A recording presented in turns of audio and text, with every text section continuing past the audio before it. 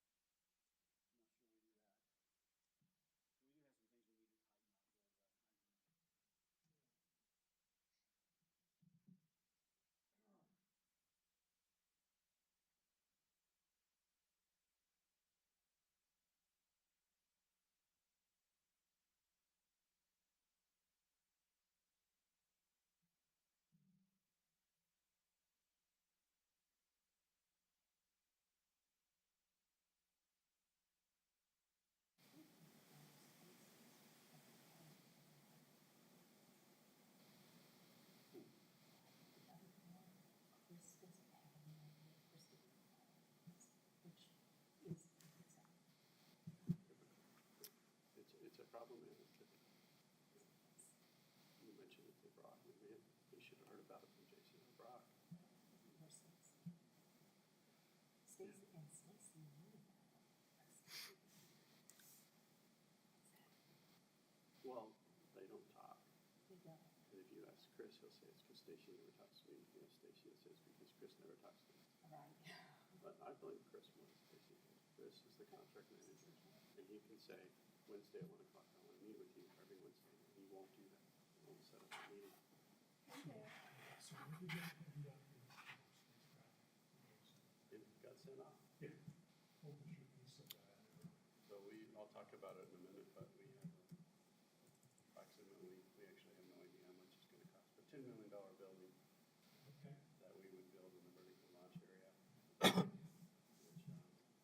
Which they call it the rocket processing building, but I keep calling it the vertical, what am I calling The it? V-Rock. It's the V-Prop. V-Rock. The payload and rocket. Don't say by rock. It's not a by rock. No, the idea is it's kind of a big building that has lab space in it, office space, and a giant area. I forget how many feet long it is, but it can handle for assembling and payload and all that. Vertical launch operations center? No, it was the vertical, it was the VLA, that's where the V came from, but it's the vertical processing and rocket operations facility, the VPROF. So it's really the whole site because you need storage, you need a parking lot, there's a little viewing area. But in application, I mean, it's all gone so fast. If we were to win, yeah, we might have to go to the EDA and divide it up a little or scale it down a little, which I think as long as we can meet their economic metrics, they're not going to argue with us too much, especially with inflation, because nobody's going to come to the table 9 months from now or a year from now and say, I can build what I propose. They'll have lost 10% of their project, maybe even 20%. I know, that scares me too. So I didn't go in Caribbean Pacific, the other group out of Caribbean Pacific. And you were at least in phase 1. Right. There was no southern Pacific. I know. Their phase 1. I heard a phrase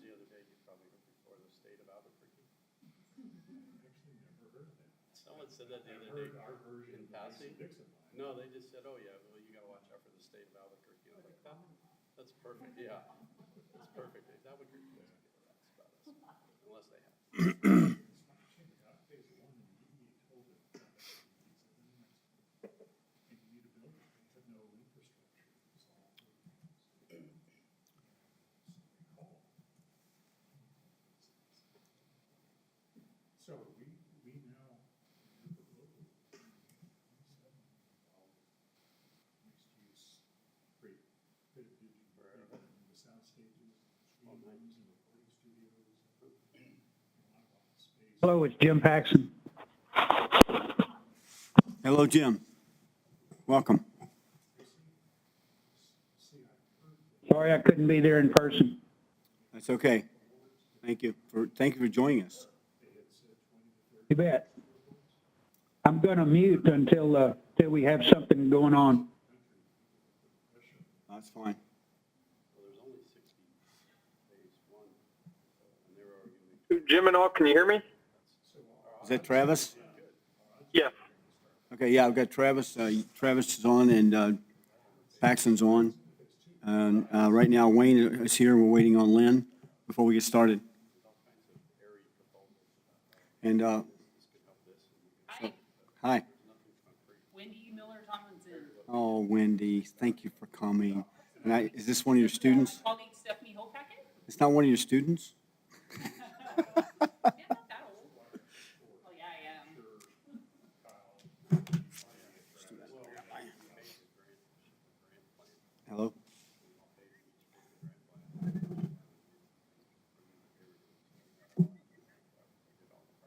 I didn't print that, no. No, I haven't printed anything. I'm gonna have to send it to you because I brought the wrong computer. I'll email you what I want printed in just a second. Okay? All right, thanks, bye. Let's see, one, two, three. I want you to do about 6. Okay? Yep. Right, thanks, bye. So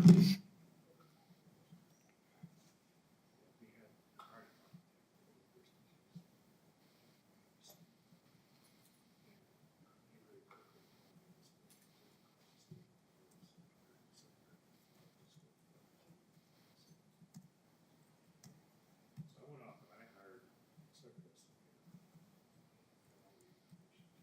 Honestly, this was better.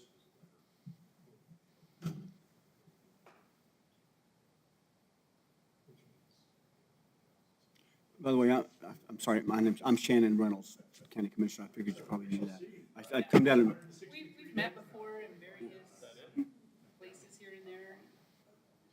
I would come down and shake your hand, but there's something I'm trying to get done before we get started. We're supposed to start like in 5 minutes.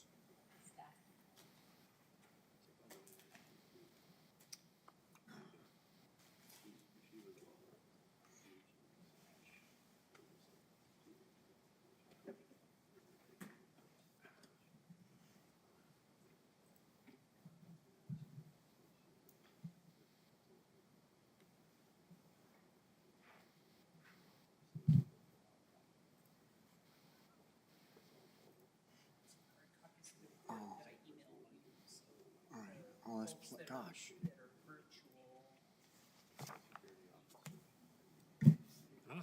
Yeah, I think Lynn will be here in a minute. Okay.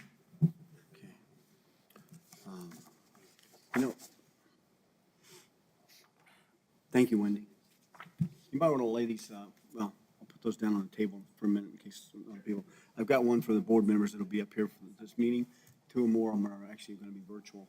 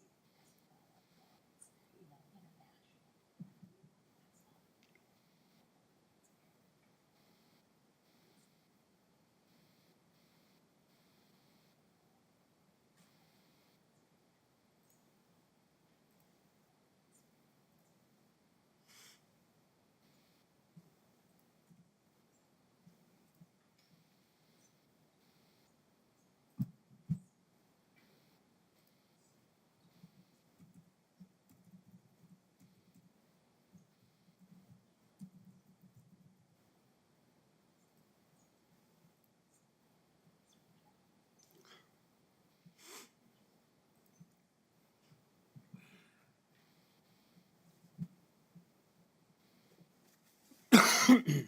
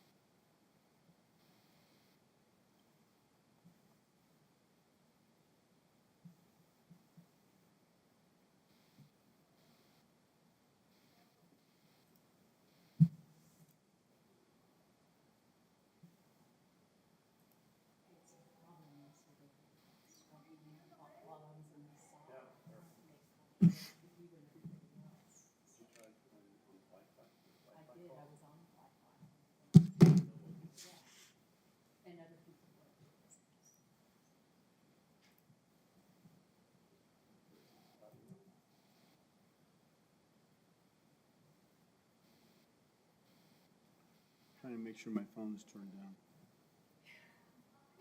Doesn't ring, and I'm also going to turn off the extra mics as well.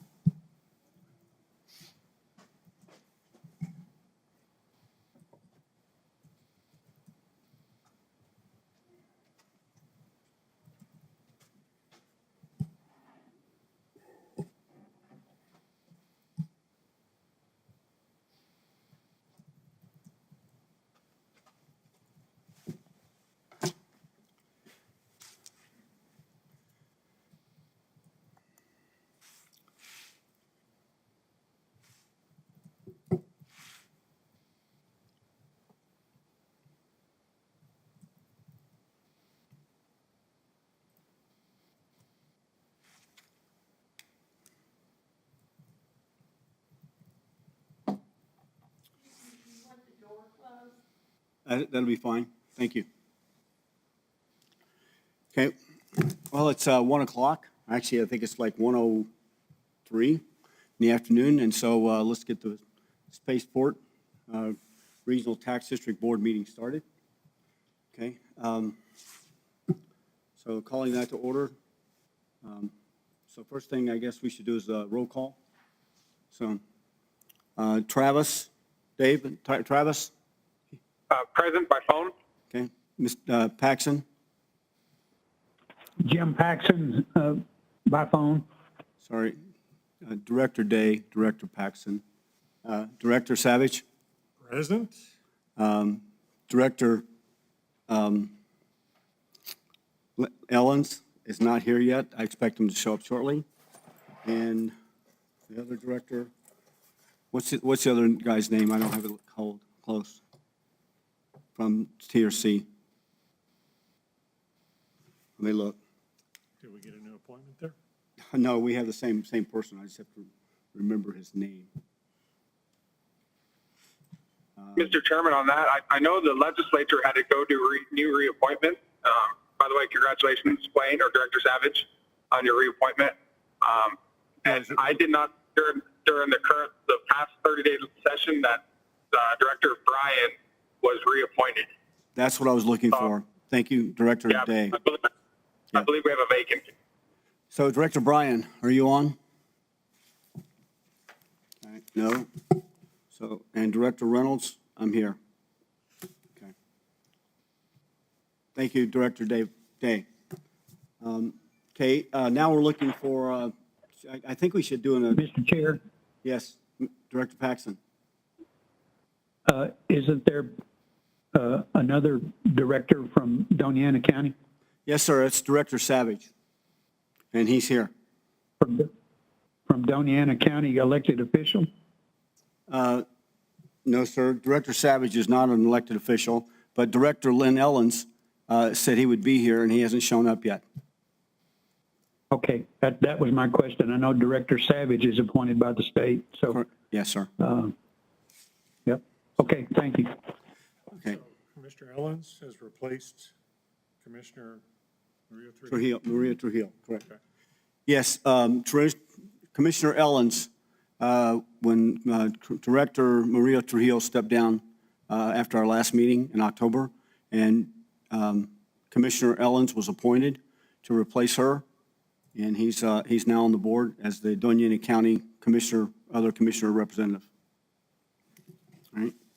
One thing I forgot to put on the agenda, and I think we should always open the meetings with the Pledge of Allegiance, so if you'll stand, we'll say the Pledge of Allegiance.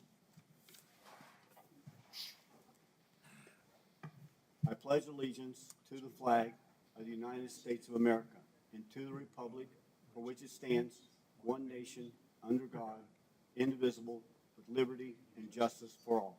Thank you. So now I'm looking for, has everyone reviewed the agenda that on all the directors? Have any questions? No. Mr. Chairman, I move to approve the agenda as presented. Okay, now can I get a second? I'll second that. Okay. Motion to approve by Director Day, seconded by Director Savage. Let's take a vote. Director Day? Yes. Director Paxson? Yes. Director Savage? Yes. Director Reynolds? Yes. Director Ellens not here. And Director Bryan not here either. Okay. So motion to approve the agenda stands. And has everybody had time to look at the minutes? Because I need a motion to approve the minutes from the last meeting of September the 15th. Any changes there? I have no issue with the minutes. I'll move to approve. Second. Okay, approved by Director Savage, seconded by Director Day. Okay, let's take a vote. Director Day? Yes. Director Paxson? Yes. Director Savage? Yes. Director Reynolds, yes. Okay. So the first item on the agenda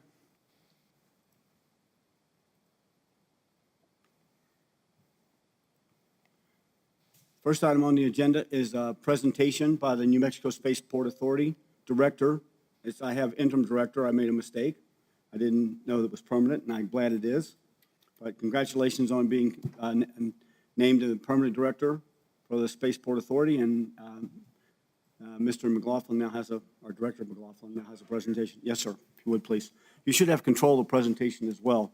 Underneath, if you pull the drawer out, there's a keyboard there and a mouse. All right, thank you, Chair.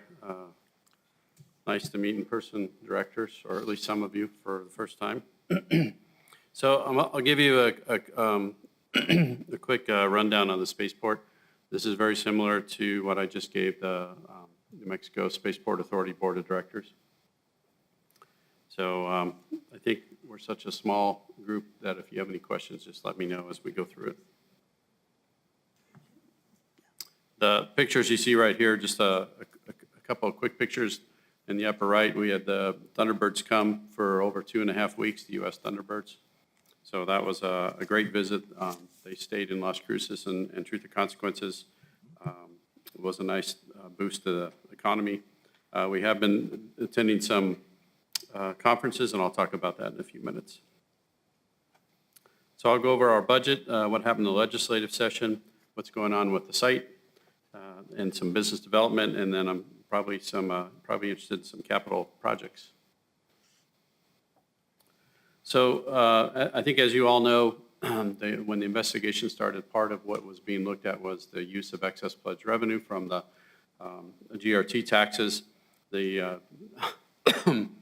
Attorney General had sent out an advisory letter that this shouldn't be used for what was called non-operational expenses. The governor agreed with that. The NMSA board agreed with that. So that left us in a shortfall. And last year in the legislative session, they allowed some of our expenses to be moved from one of our expense accounts into a capital improvement account, which debited our capital improvement by that amount. And that got us through last year. This year, they gave us a $1 million supplemental, and they also added $1.7 million from the general fund to our overall budget. So I'm assuming or hoping that that general fund appropriation sticks, and that will be the new appropriation for here on out, and I'll show you that in a second. This was a real important thing because we spent the last 18 months kind of living in the red, basically. We were not able to hire up to the staff level that we needed to hire up. We were not able to execute on a lot of the projects. Of course, with COVID, we weren't traveling as much, so it impacted business development, but maybe not as much as it would have. But it was kind of a hard life. We just couldn't hire up to what we needed to do.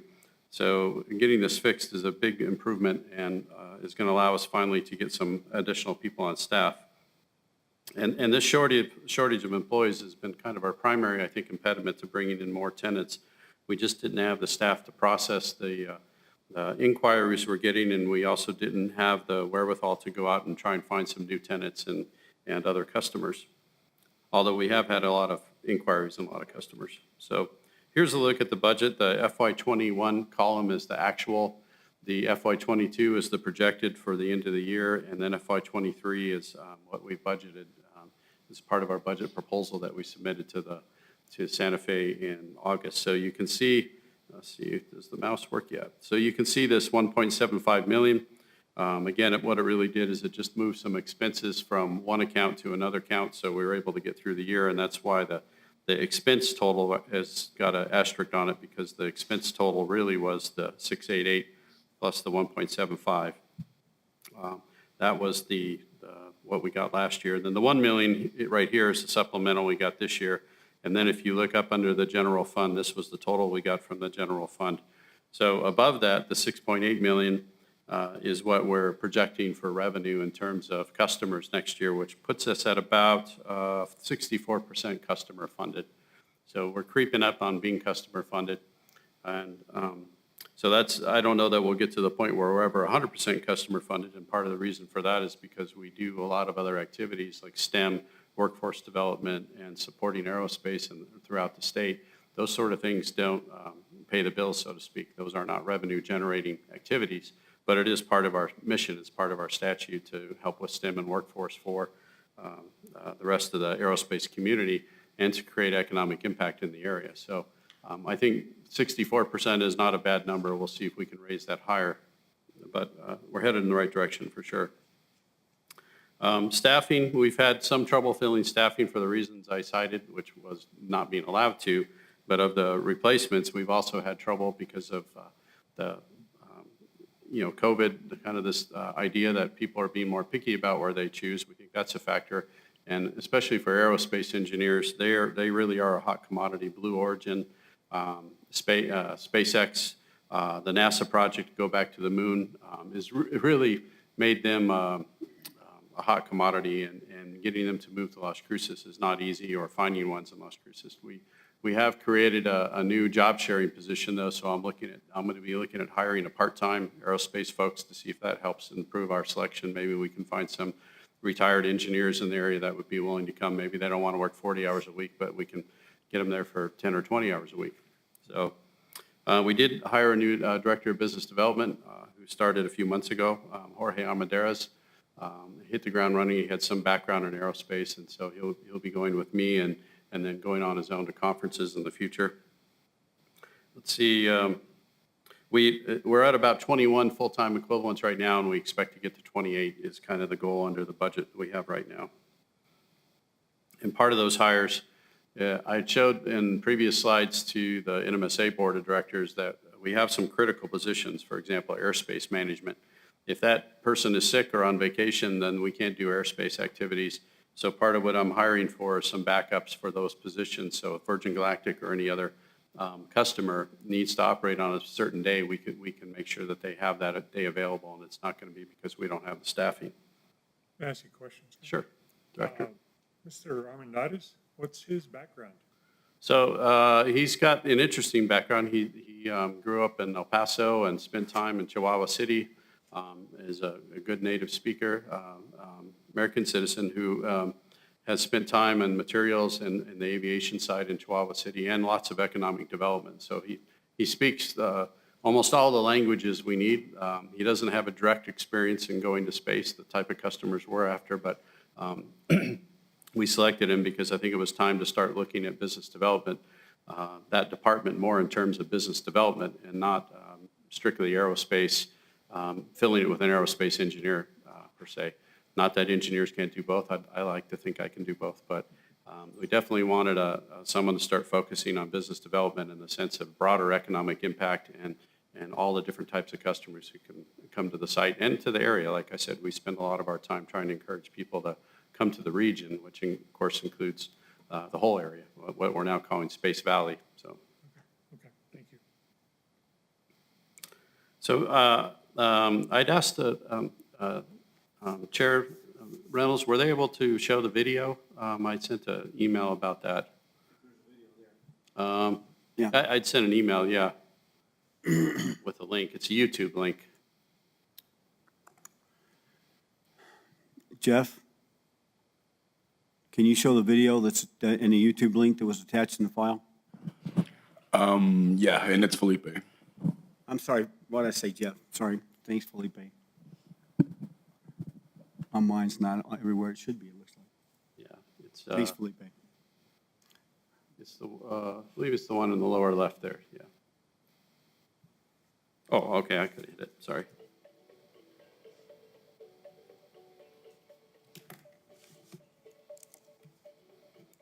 So this is a video that's trying to show what happened in the last 12 to 18 months.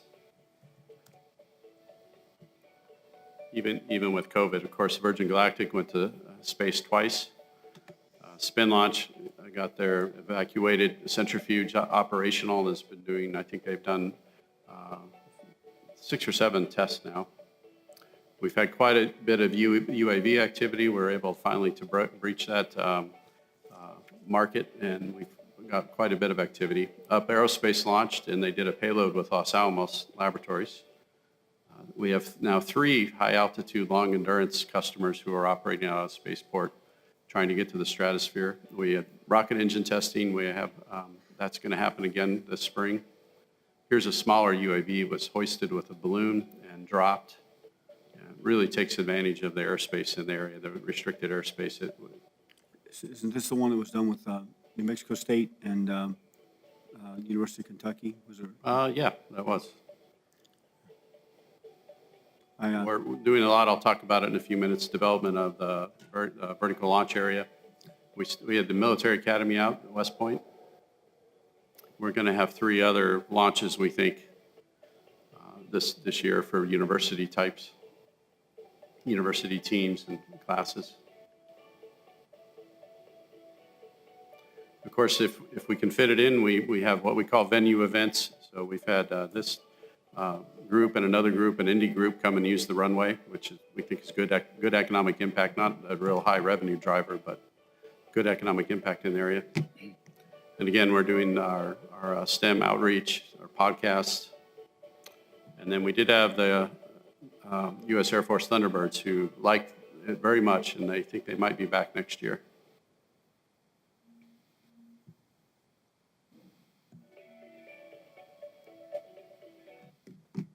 All right. So, so let's see. I think I kind of hit about everything.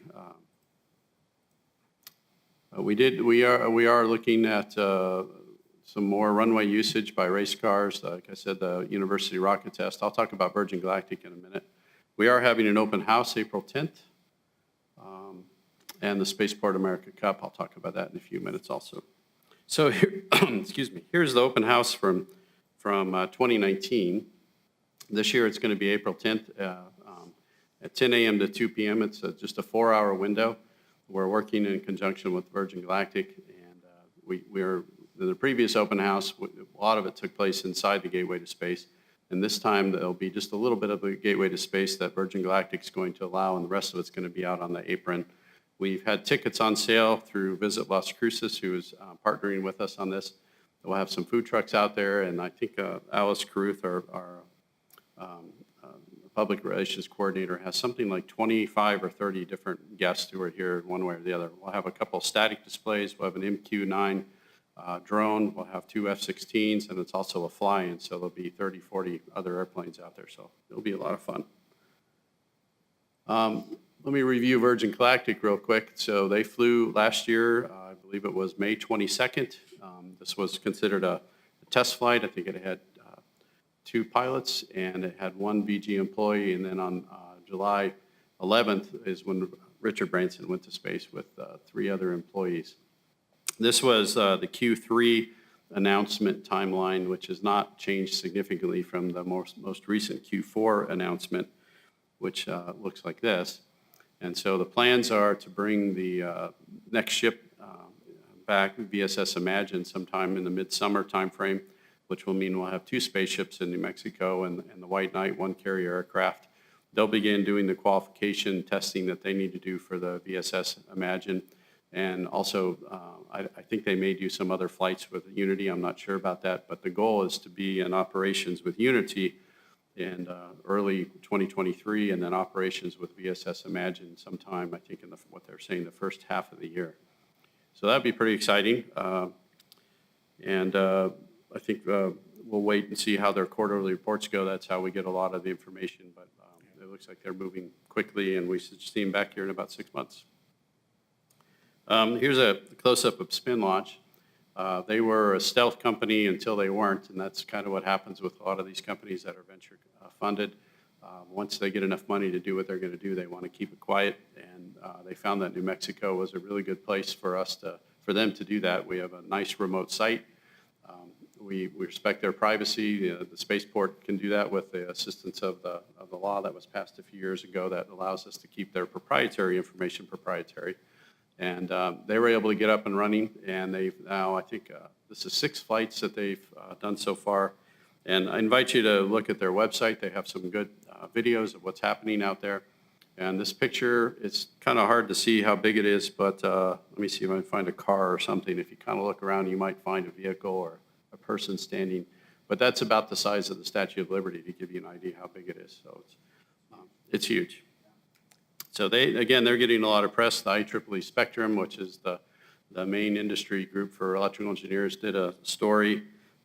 Space News, which is a widely circulated industry newsletter, did one on all of New Mexico and commented about how New Mexico is turning into quite an aerospace mecca. And so we really want to keep that momentum going. We're working closely with New Space New Mexico in Albuquerque and other groups who are focused on economic development in aerospace. And I think we really do have some good momentum. Real quickly, do you know what maximum altitude that Spin Launch has reached? Well, their goal, I don't know what they've gotten to so far, but their goal is the Kármán line. Yeah. And so that's kind of their gold standard. Okay, thank you. So Aerovironment was a customer. You might have seen me talk about a few meetings back, and especially in the board meetings. They came to us 2 years ago and built the site. They spent about $8 million building their own test and development site for the Sun Glider. So the Sun Glider in the lower right picture, if you look at it, it's got 10 motors. It's the top of the wing is covered in solar panels, and it's about 262 feet across. And they were able to get to 60,000 feet. And they're doing redesign. They learned a lot. This was an incredibly important mission for them. They have, the environment of being able to operate in 110 degrees on the surface and being able to survive that and being able to go up into the stratosphere and survive where it's minus 50 degrees or more is just incredible. All the materials have to be able to flex and work. The batteries have to actually be warmed up at that altitude, otherwise they won't function. The solar panels have to be able to stand. There's a big difference in the solar radiation at sea level or at our altitude than at 60,000 feet. So it's quite a feat of material engineering just to get it to survive. So anyway, they're doing redesign, and we expect them to be back next year where they will do several more flights, and their goal is to qualify the vehicle and get an FAA certification. So we're their primary site, and we intend to stay their primary site. They're also looking at manufacturing. They've not done any site selection for that yet, but we want to, of course, attract them for that. Scott? Yes, sir. What's their payload? What payload did they have going up? All of these high-altitude, long-endurance devices have usually a communications payload. What makes the Sun Glider a little bit different is because of its massive wingspan, it can carry a healthier payload. So they're looking at other things. I think they're looking at cameras and other things. They can both look up and look down, so it's a very unique device. But like I said, we have a couple other of those type of developers who have found our runway and our airspace to be very attractive. And the sun. Pardon? And the sun. And the sun helps. And the sun. Are they, do they have a target payload they're looking for and distance they're trying to get to and future flights, or is it just something still experimental? Well, all of these are, another acronym is pseudo-satellite, a high-altitude pseudo-satellite. And so if you think of them as a satellite, and all these are designed to be up there for weeks or months at a time, then this ability to loiter in an area means they can provide cell phone service. They may be able to provide other types of telemetry or video. So, and there's a lot of markets for that, both civilian and defense related. So again, we're just a really good site for that. So we'll hopefully keep them happy. Though none of these, while Aerovironment, HAPS-Mobile built a permanent site, none of them that I know of have put employees here. So when they come and operate, they typically, bring 20 or 30 or 40 more people, and they live out of a hotel for months and months. So again, it's a very good economic impact. And I should point out that that's part of our return on revenue in terms of the spaceport existing at all, but it doesn't show up in our bottom line. It doesn't show up in the revenue. It shows up in the economic impact for the area. This is the same slide I had for the spaceport board. I didn't make any changes, and the main reason was I wanted to show the synergy that is starting to occur behind people in New Mexico, especially Los Alamos, realizing that they have this little jewel of a spaceport. So the article that got written talked about how this mission that they do would normally cost up to $100 million, and they were able to do it in the spaceport for $1 million. And they were able to drive down the road and do it. So there's now a partnership between Up Aerospace and Los Alamos National Laboratory, and they'll be back, and I think they'll be back with multiple flights a year, we hope, going into the future. I like that. For a penny on the dollar, you can. Yeah, it's not bad, and they just didn't know about it. We've been trying hard to increase the amount of marketing we do and creating good visibility. Just 2 or 3 years ago, the spaceport had almost a bad name, and it really discounted our ability to go out and find people. They just simply shook their head. And now when we go on to do these shows, people are quite impressed with New Mexico. So again, we want to keep that momentum going. So the Spaceport America Cup, we will host this year. It'll be the third week of June. We had 122 teams. 2019, I think we have up to 150 registered this time. So it will bring between 1,500 and 2,000 people to Las Cruces and the area for about a week. We're also working on trying to show those folks everything that goes around in New Mexico, whether it's up in Los Alamos and Santa Fe or even down in El Paso. UTEP is focused on aerospace engineering. Of course, New Mexico State has a program, New Mexico Tech. So these are all students. They may not be back, but they're all going to be working for aerospace companies who will be drawing on workforce and will also need to do testing. So I see this as both a great workplace, workforce development for the state, STEM, and business development. So the first day of that, I should mention, will be the launches are mostly closed. These are rockets. We don't generally invite all the general public to come to them, but the first day, Tuesday, will be in the convention center, and the public is welcome to come talk to all these students from all over the world and talk about their rockets. Again, we are doing quite a bit of STEM outreach. Alice Caruth has put together a podcast she does now. She's interviewed, I think, something like 8 or 9 or 10 people in the aerospace industry, and those are available on Spotify and through our website. They're really well done. They're definitely worth listening to, especially if you're driving around the car and want to listen to something else. And pictured there is Dr. Bill Gutman, who goes out and does a lot of our STEM outreach. He tries to hit, I think it's 8th grade classes all across the region. So we'll continue that. A new thing we're going to be working on, legislative next year, is we're working with the Space Museum in Alamogordo to develop a license plate. The license plate develops, you can get revenue off that, and what we'd like to do with that revenue is fund buses to bring people to the spaceport. Not just use it internally for operations, but focus solely on STEM with that. So we'll see if we can find a sponsor and work on that next year. So business development-wise, now that COVID has kind of ended, we're now starting to attend, I shouldn't say it's ended, now that it's diminished a little bit, we're able to go to some conferences. We attended the Global Spaceport Alliance meeting, which is an alliance of spaceports, mostly in the United States, but there are a few international that are part of this. We went to SpaceCom. That was a 2-day event in Orlando, Florida. That was good. I attended the commercial space transportation. Of course, we couldn't exist without the statutes that allow for commercial space and spaceport. And we'll be going to the Space Symposium in Colorado Springs in April, which is, I think, probably one of the largest space-related conferences. We're going to have a booth. We're sharing the booth with the New Mexico Partnership and the Economic Development Department. And again, the focus is not just spaceport, but it's focus on making sure people understand that we've got a lot of assets between Las Cruces and Albuquerque, and that spaceport may be part of their testing regime, but they can locate a business in Las Cruces or Albuquerque and stay here, not move to Colorado and Texas and Florida. Let's see, I think I already mentioned a few of these other items. We are always talking to many customers, but we are focused on a couple long-term leases, so we hope to get a few tenants sometime signed in the next 6 months. So I'll go ahead and move on. So here's our booth, just to give you an idea of what's going on at the Space Symposium. And it's a pretty big conference, so 14,000 attendees, 200 exhibitors.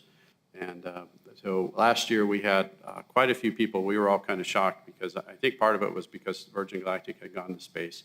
So anybody interested in space had focused in on New Mexico, and of course they probably clicked around and started thinking about New Mexico more. But when they came by the booth, when we went, I believe last August, I just could not believe the number of people who either because of the Air Force or because of White Sands, because of the Army, had kind of transitioned through the area. And they always had fond memories of the area, or they had maybe started in a high-tech company and moved on. So this year what we decided to do is we're having a luncheon. We're bringing some of those folks together again. We're trying to make sure they understand the value that New Mexico brings as a whole. So the luncheon will be about this New Mexico Space Valley. And Casey and New Space going to join you there? Yeah, part of it. So capital improvement-wise, I have two slides. So we were partially because of the inability to hire people, and because of the investigation, we were kind of unable to really get going with a lot of the money we already had with the legislature. So now that we are focused on moving quickly, we hired 2 project managers, and their only job in life is to look at capital projects. So we're doing something we've been trying to get done for a couple of years, which was the Spaceport Operations Center improvement or repair. So that building is the dome building, if you've been out there, and the dome building actually has 2 foundations. There's one surrounding the concrete dome, and there's one underneath the building inside. And unfortunately, those 2 foundations are not moving at the same rate. So there's been some cracking. So anyway, that's an RFP that's underway. We are building a launch rail, a 40-foot launch rail that we're hoping to attract customers with. The vertical launch area is just dirt roads, and so we're improving those roads. We're putting in electricity. And then we're also looking at a building that was authorized. We're calling it the Stark Building, the Spaceport Technology and Reception Center building. So we're in kind of the final internal creative process, and then we're going to turn that into turn that loose to an architect. We are about to release a master plan RFP, and we will create some stakeholder groups that will meet with whoever is selected, so we can decide what we're going to do for the next 10 years. Part of what we want to get is a reentry license. So this is for folks who want to come land at Spaceport, not just take off from Spaceport. To do that, we're going to update the EIS, the Environmental Impact Statement. That's going to be not cheap, and we're about to get that started. Actually, I think the beginnings of that are going right now. And then the legislature did approve some infrastructure capital improvement plan money. So we have the beginning money to work on a taxiway, which would, right now we just have the runway. If someone is on the runway, then kind of there's no other activity to take place. And if something bad happens on the runway, then it's difficult to get out there. We don't have alternative ways to get there, so the taxiway will give us extra ways, so it improves our safety and our capabilities. And we also got some money for some general infrastructure upgrades. And then we just finished a huge proposal through the Economic Development Agency under the Department of Commerce, which was some Build Back Better money. It was stimulus money that was released early in the Biden administration. We made it through the phase one with a coalition from Spaceport America and Central New Mexico Community College and others in Albuquerque, New Space New Mexico, New Mexico Trade Alliance, Q Station. And we called ourselves the Space Valley Coalition, and we just turned in our application to EDA, and we have a very good chance of getting something. So we'll find out in about 6 months. And the total for New Mexico on that, I think, is on the order of $80 and $90 million. Spaceport America would get something between $8 and $10 million. So I'll show you what we proposed in a minute. The other things we're working on that are mostly unfunded.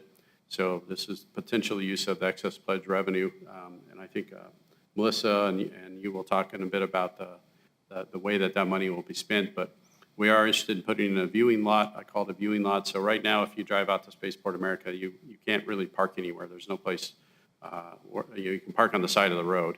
But what we want to put in is a viewing lot that is fenced off in such a way that you can't get into Spaceport America from the viewing lot, but you could park a car there and you could look at what's going on. So whether it's Virgin Galactic flying on or other people, we can at least move those people safely off the road. That we're surrounded by county roads that we mostly can't control, except if we have an extreme safety reason. So we have to do something. Scott? Yeah. If I remember right, the only parking lots that are available are past security. That's right. And what you're talking about here is trying to build one out on the road where they don't have to go through security in order to. That's right. There'd be no reason to go through security. They simply could pull off the idea. road. And we have a lot of what we affectionately call looky-loos who come out, and we really can't do much with them. So, and there is no place to park. So, and as the amount of activity increases out there, we expect to get more people like that.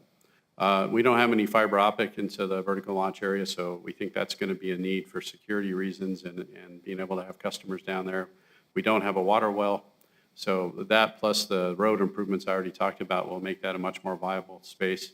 We're working on getting cellular service. Right now, our cellular service comes from Caballo Mountain and is only Verizon. So if you drive out there and you're a T-Mobile customer and you have a problem with your car, you're going to have a problem getting a hold of anybody that can help you. So we're working on trying to get additional providers out there, and because of the remote location and the very, very small market, we might have to help that along.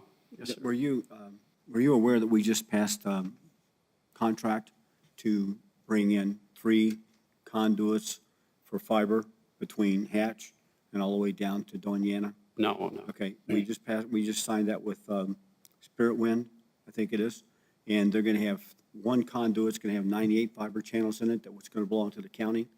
Another is going to be 98 fiber links that belong to Spirit Winds, and the other one is going to be available for future use. That's a lot of And fiber. that's supposed to start, the construction on that's supposed to start here sometime this year, I think. Okay. So that's something we've already signed. It's going to go from Hatch to Rincon, Radium Springs, Doñana, and I think it may actually hit the northern part of Las Cruces as well. And they're going to offer service to this local community up there, and probably also you guys. It's supposed to happen really soon. Interesting. Okay. We can talk about that later. We do have fiber along the main road up there, so we're on fiber, but what we don't have it is to all the site locations. So that's of interest to us for the use of the customer. But yeah, it'd be good to know about that. Yeah, we just did that about a month ago. Right. Yeah, 3 weeks ago. Okay. One of the other things, we have what we call a tour depot in TRC, which we called it a tour depot, but it's not really a visitor center. It's really just a room where some spaceport items have been put. We'd like to improve that, especially with Virgin Galactic getting in operations next year. There's always increased, curious people who come and want to learn about Spaceport New Mexico.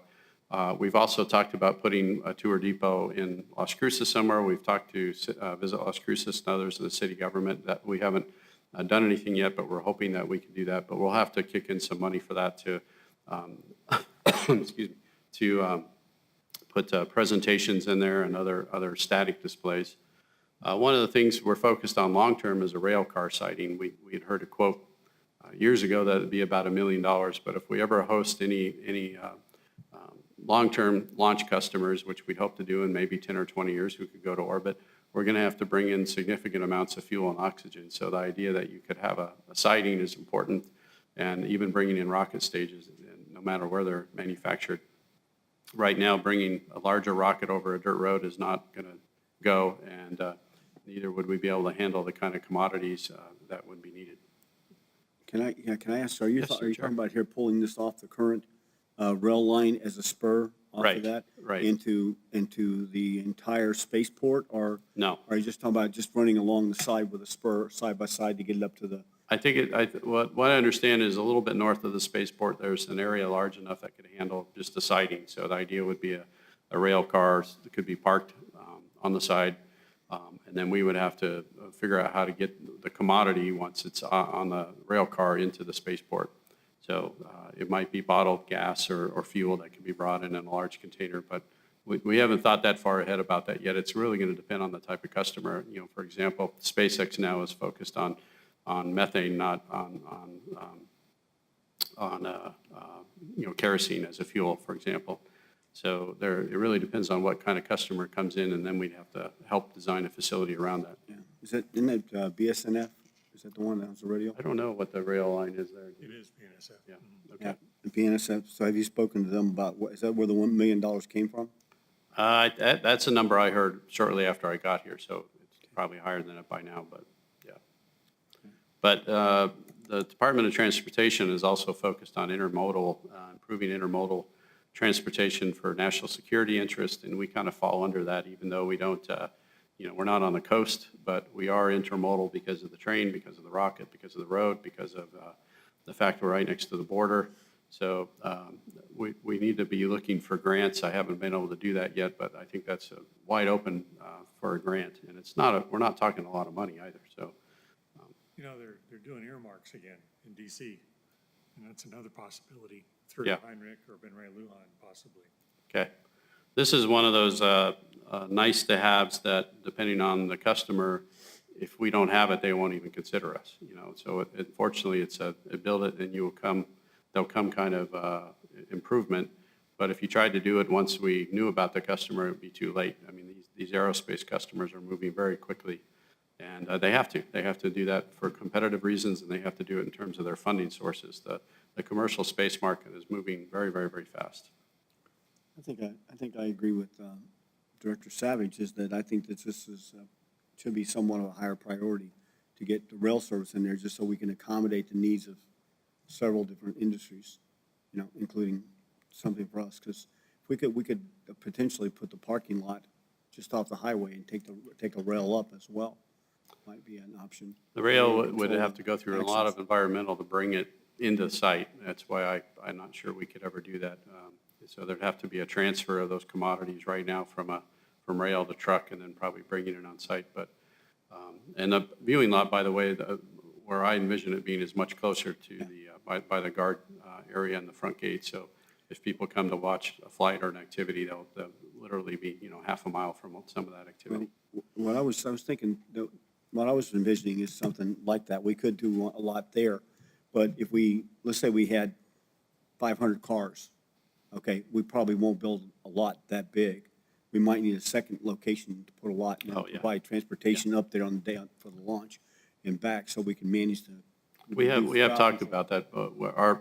Our goal there, though, is to try and minimize, if there's a large event, is to minimize cars coming on site and make sure whoever's holding the event, whether it's Virgin Galactic or some other customer, is bringing them in on buses, which is kind of safer for everybody. It's not a great road to put hundreds and hundreds and hundreds of cars on. Yeah, well, even the event we had with Virgin Galactic back in December last year, there were a lot of cars there. Yeah. And I remember the congestion problems we had, and if we expect anything close to that, we actually need a viewing lot. Right. Maybe a second parking lot as well, just to hold them and bus them in locally, the last 24 miles or something. Yeah, get them safely off the road. Yeah. Yep, agreed. Yeah, that's what I was thinking.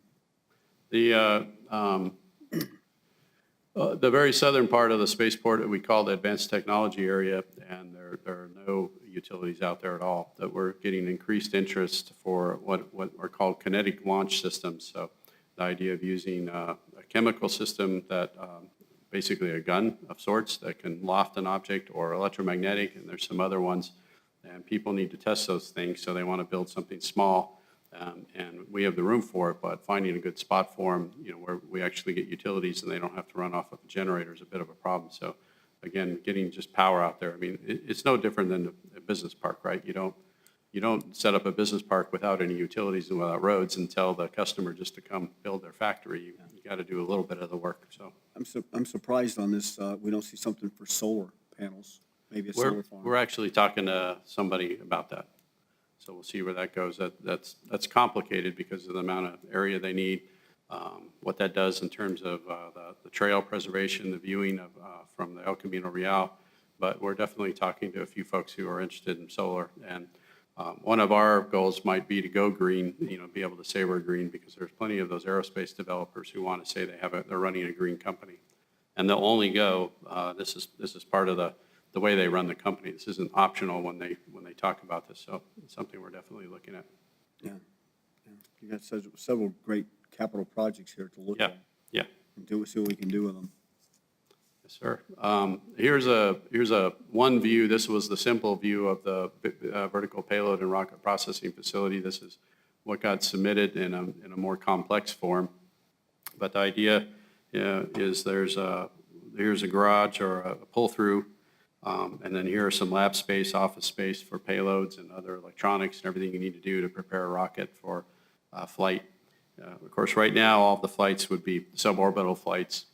But the long-term goal is once a particular model of rocket is safe enough and has been designed for the purpose of an inland launch, we think we can host inland launches. But is that 10 years away? Is that 20 years away? I don't know. But I don't think any of us think that won't happen eventually. Elon Musk has been able to land, I think the last booster has now landed 10 or 11 times with very minimal servicing.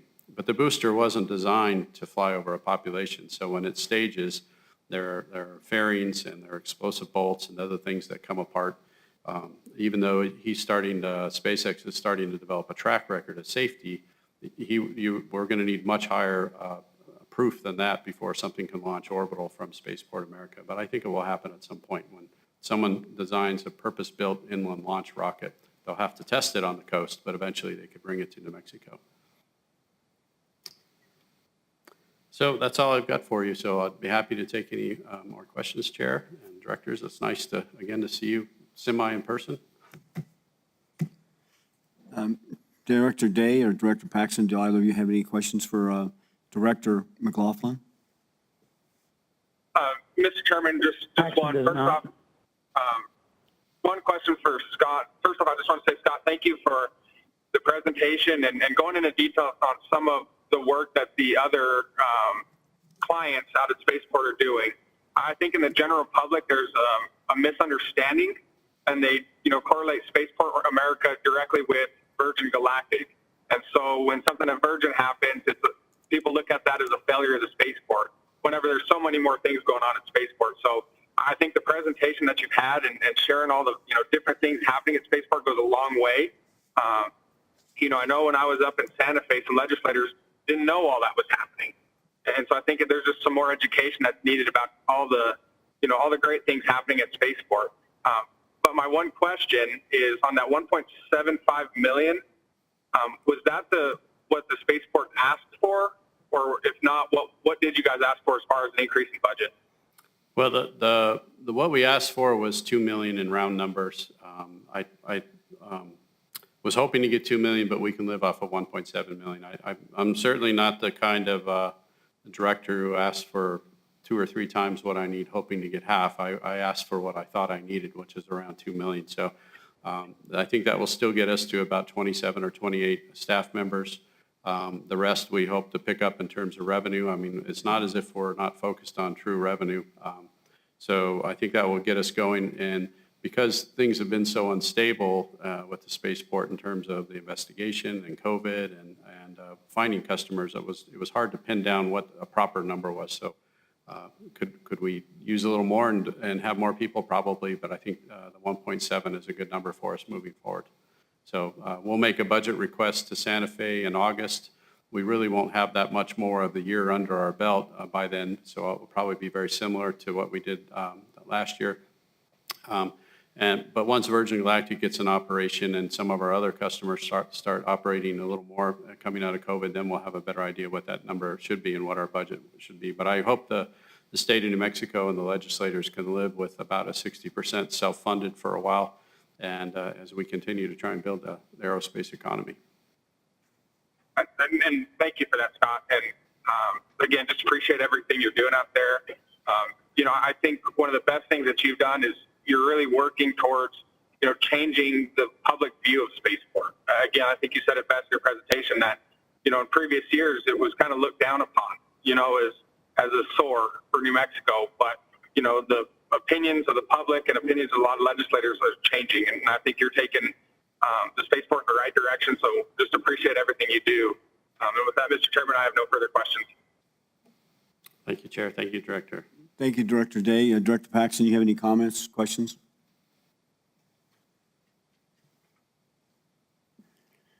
No, I don't have any questions. Scott, we're really pleased to see what you're doing. We did look at a railroad siding and some attempt to acquire either state lands or BLM lands just to the west of the highway that goes alongside Spaceport. And we did get an estimate from the railroad that it was a minimum of $1 million to put a siding in there. And that was construction and materials, did not include the environmental requirements for review. Thank you, Director Paxton. Mr. Chair, that's all I've got. Thank you, Director Paxton. Director Savage? No questions. Okay. I'd like the record show that Director Ellens arrived at 12:30 as part of the meeting. Director Ellens, do you have any questions? Okay, comments? Okay, Mr. Director McLaughlin, thank you very much. We appreciate the presentation. Thank you, Chair. And if you need anything else, well, of course, we're going to be talking later as well. But yes. yeah, so Thank you. Take a seat for a sec. I apologize. I did mistake. I'm looking at the clock ahead of me in the chambers here, and it hasn't been set correctly, so you're correct. Let the record show that Director Ellens showed up at 1:30, okay, instead of 12:30 because I misread the clock. Thank you, Director Ellens. 12:30, I'd still be in bed. Well, you can turn your mic on so everyone can hear you when you do say that. All right. So the next item on the agenda is having Dr. Wendy Miller Tomlinson actually bring us up to date on some of the activity that the funds for the high schools how the funds for the high schools are being used. Okay. Thank you, Ms. Tomlinson. Thank you, Chairman Reynolds and directors for having us today. With me, I have my colleague, Stephanie Hofackett, who is the Associate Director of K-12 Science and the Challenger Learning Center for the Las Cruces Public Schools. As the chair said, my name is Wendy Miller Tomlinson. I'm the Deputy Superintendent for Teaching, Learning, Leadership, and Research. So we have for you today a report on the 2020-21 academic year, which was spent mostly in remote learning. School reopened on April 6th of 2021. So the bulk of the school year was fully remote. So let me just preface this expenditure report by saying when we look at the pie chart, it's going to look a lot different than it would in a typical year where students are in school face to face. Dr. Tomlinson, if I can interrupt you, I'm sorry. We've actually put your presentation up on the screen. Sure. And so if you want, you can use the mouse to scroll down to some areas you want to focus on. And I also sent a copy to the other directors via email, so they should have a copy in front of them as well. Thank you. Thank you for that. So let's get into it. Let's scroll down to the allocation and expenditures. So the Spaceport gross receipt, which the MOU with the Board of County Commissioners and the school districts in Doña Ana County calls for 0.25% dedicated to public education. So along with Hatch and Gadsden, we receive funding. And for the 2021 academic year, our funding was just over 1.1 million. Mr. Chairman, how does that compare to previous years at 1.1 million? So, Mr. Chair, Director Ellens, it fluctuates slightly based on, of course, gross receipts. And one of the things that we found is that when the price of gas is lower, people have more disposable income, so the gross receipts go up. So, our percentage goes up. It'll be interesting to see now that gas is high, people are spending more money on fuel. And also, I think COVID spending patterns maybe were a bit different because there wasn't as much retail things that collected gross receipts. So generally, it stays within the $1 million, 1.1, 1.2 range is typical. But next year may be atypical. I agree. Thank you. Dr. Tomlinson.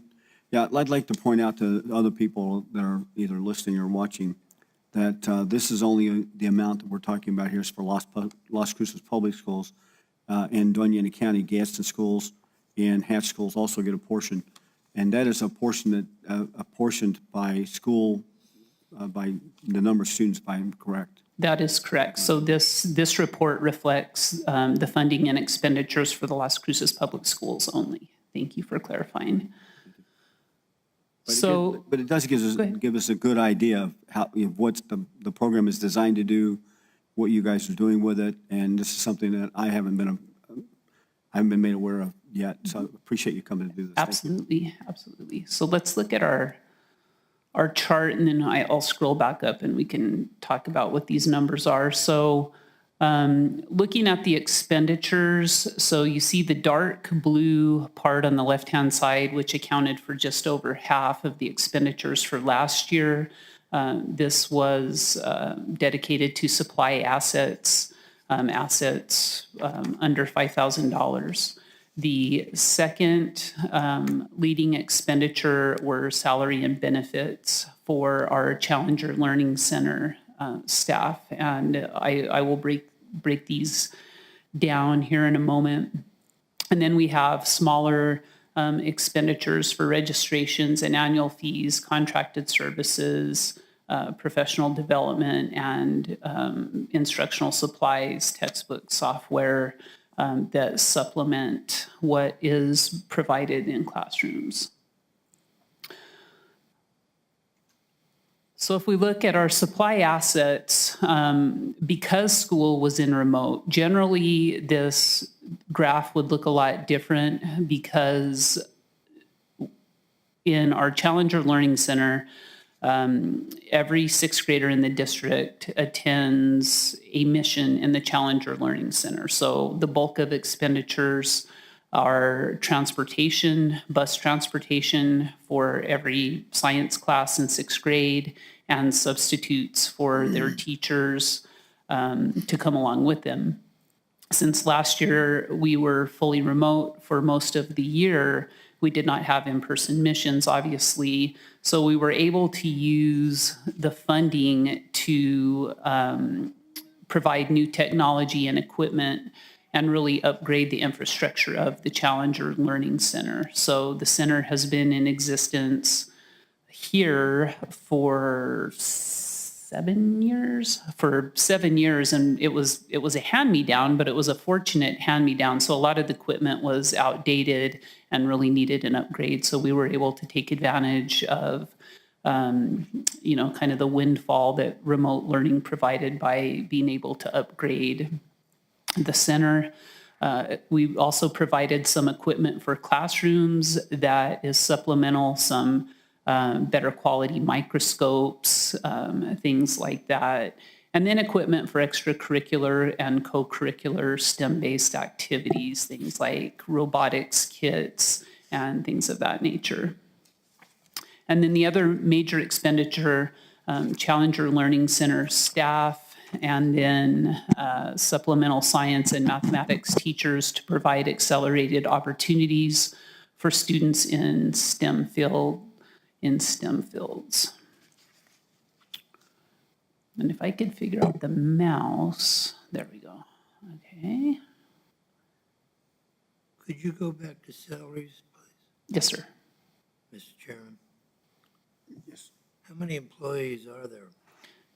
Thank you for the question, Director Ellens. I am going to discuss that here. So our Challenger Learning Center, as you may know, is one of 42 centers in the world that were established by the families of the Challenger astronauts that perished in the accident back in 1986.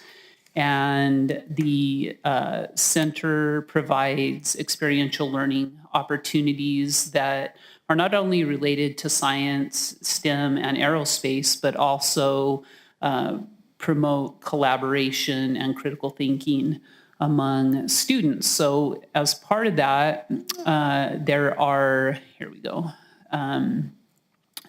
2 full-time teachers on special assignments that are the lead flight directors in the center. There are 3 educational assistants that serve as assistant flight directors. There is a secretary that does the bookings, all of the logistical work, providing transportation, substitutes, and then our Science and Challenger Learning Center coordinator. So that's the bulk of the salaries and benefits. We also have the supplemental mathematics and science teacher that provide additional opportunities for students in the district. And then we also provide supplemental pay for teachers that sponsor some of these STEM-related activities through stipends and extra hour agreements to work after school, take kids to competitions on weekends and things of that nature. So these are not all full-time positions? There are 6 full-time positions and then the supplemental pay. And I have difficulty in the chart reading which blue is the salary side. That is the second smallest piece of the pie. So on the right-hand side of the chart. And that's 459,000. 459,000. Yeah. Okay, that makes sense now in Okay. terms of there being just 6 full-time employees. Dr. Tomlinson? Mm-hmm.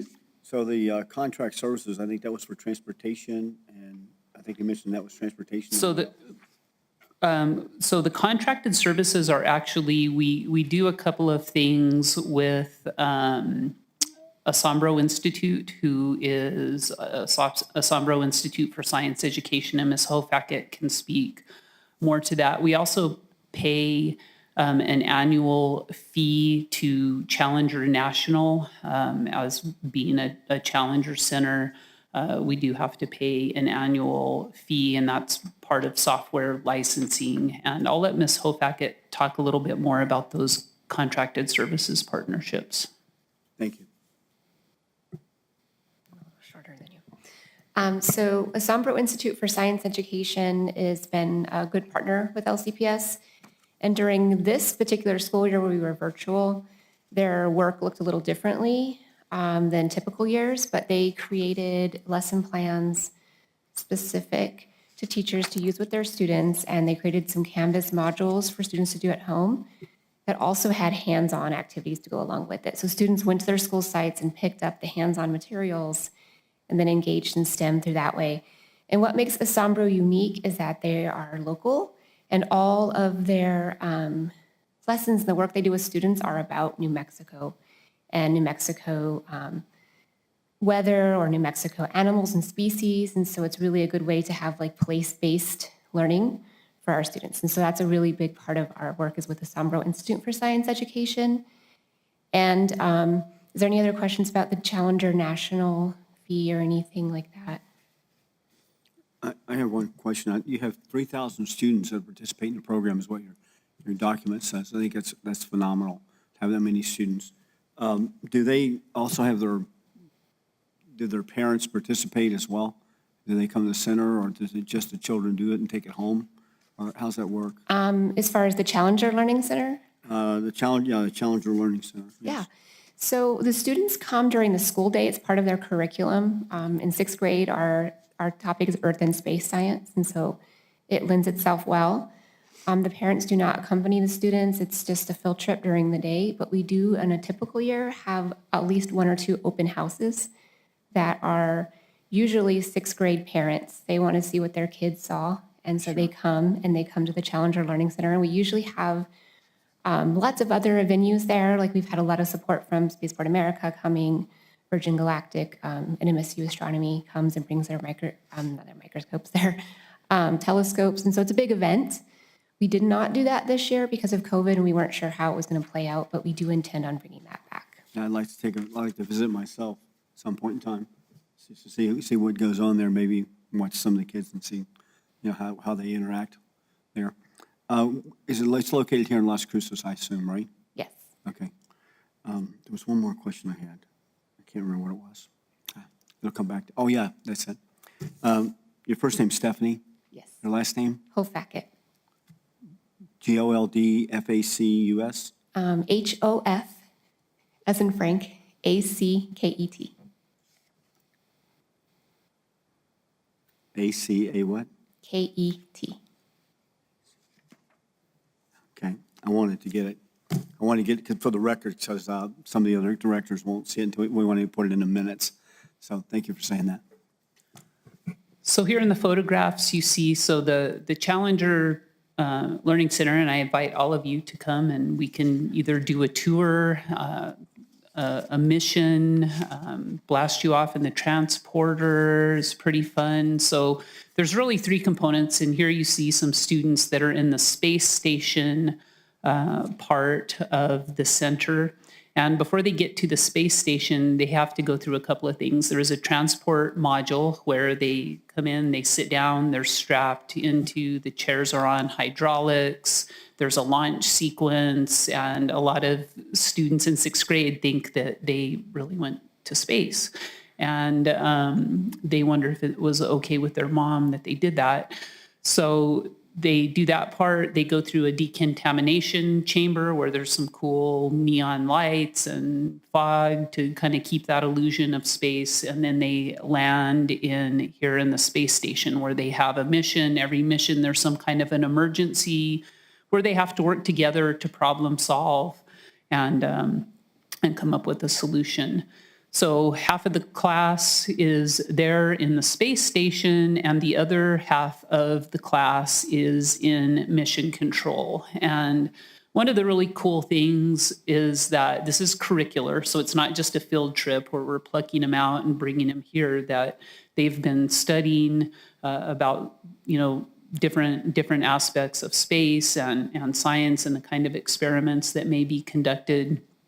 And teachers identify roles. So there's some students that are on the communications team, or some students on the medical team. And during the duration of the mission, they have very specific roles to complete. And students obviously love it. That experiential learning is very powerful for them, and they want to bring their parents. And so we have the open houses, and we also have some community missions that we offer to the community as part of the Las Cruces Space Festival. So that's another opportunity for folks to come in, and usually those fill up immediately. So just a few other things. Las Cruces Public Schools is really pioneering in a lot of ways, but one of the things that we provide, we are the first in the state to have a K-12 computer science curriculum that at every grade level we have students have the opportunity to learn coding, and we are the first in the state to have elementary, middle, and high school programming. So this funding really was the catalyst to getting that started. And we've been able to apply for other grant funding that is specific to computer science to bolster our efforts in computer science and getting students, especially underrepresented students, females, in computer science is definitely a goal. And then we have a number of extracurricular and co-curricular activities that are supported through this funding. So kids love robotics. Robotics is very popular in the younger grades. There is first Lego League, and then when students transition to middle and high school, they transition to VEX robotics, and some of the funding this past year was used to upgrade VEX robotics kits at our high schools and a few of our middle schools. So here you see a VEX robotics competition, some students from Centennial High School, and then another popular activity, co-curricular activity, is Science Olympiad, which we have some great success across our schools. So you see a team from Sierra Middle School that participated in the Science Olympiad. We also have a contracted partnership with the NMSU STEM Outreach Center that provides a couple of different programs. The Growing Up Thinking Scientifically, or Project GUTS, is one such partnership, and they do a lot of things after school and out of school time programming with students. You see some students here at the observatory on the top of A Mountain. One of the other things that we do is we partner with the charter schools in the community, and they are basically anything that we do in LCPS, not just in STEM education. We open up to our charter school partners, and so those students come in, they do missions in the Challenger Center, teachers participate in professional development. We have some infrastructure. We have a mobile planetarium that we take out to schools, blow it up, not blow it up, but pump it up. You pump it up with air. We do that, and just to spark interest in aerospace, in astronomy, in really all of the STEM fields. We talked about Asombro. And really innovation, one of the things that we're working on right now is an aerospace pathway at Mayfield High School. And they have a junior Air Force ROTC program. With that, one of the things they're doing is they're building an airplane. They're kind of working on a combination of career and technical education, metal fabrication, and manufacturing. So that pathway in conjunction with their aerospace pathway. So there are a few different things. There's that side of it, and then also working with NMSU on the aerospace engineering, working with economic partners in the community to really again, spark students' interest in that. And one of the things that we realize is that the economic development in our county is a key goal, I think, of this funding. And how do we provide for the workforce needs of the community and get our students to stay here and be able to provide staff, as Mr. McLaughlin mentioned earlier, like finding aeronautical engineers and other qualified personnel to fill some of these positions that we have right here, really is our goal, to turn our students on to these things and be able to keep them at home. So this is a very cursory overview of many of the activities. Again, this year looked a little different because of the remote learning setting, but we are happy to stand for any questions that the group has. Thank you, Dr. Tomlinson. And are you also a doctor, Stephanie? She's almost a doctor. I want to make sure to call you by your right name. Thank you. Ms. Hoffak? Yes, I was going to ask. That's what I was going after I said thank you. So yes, sir. Director Savage. Dr. Savage, but I'm not.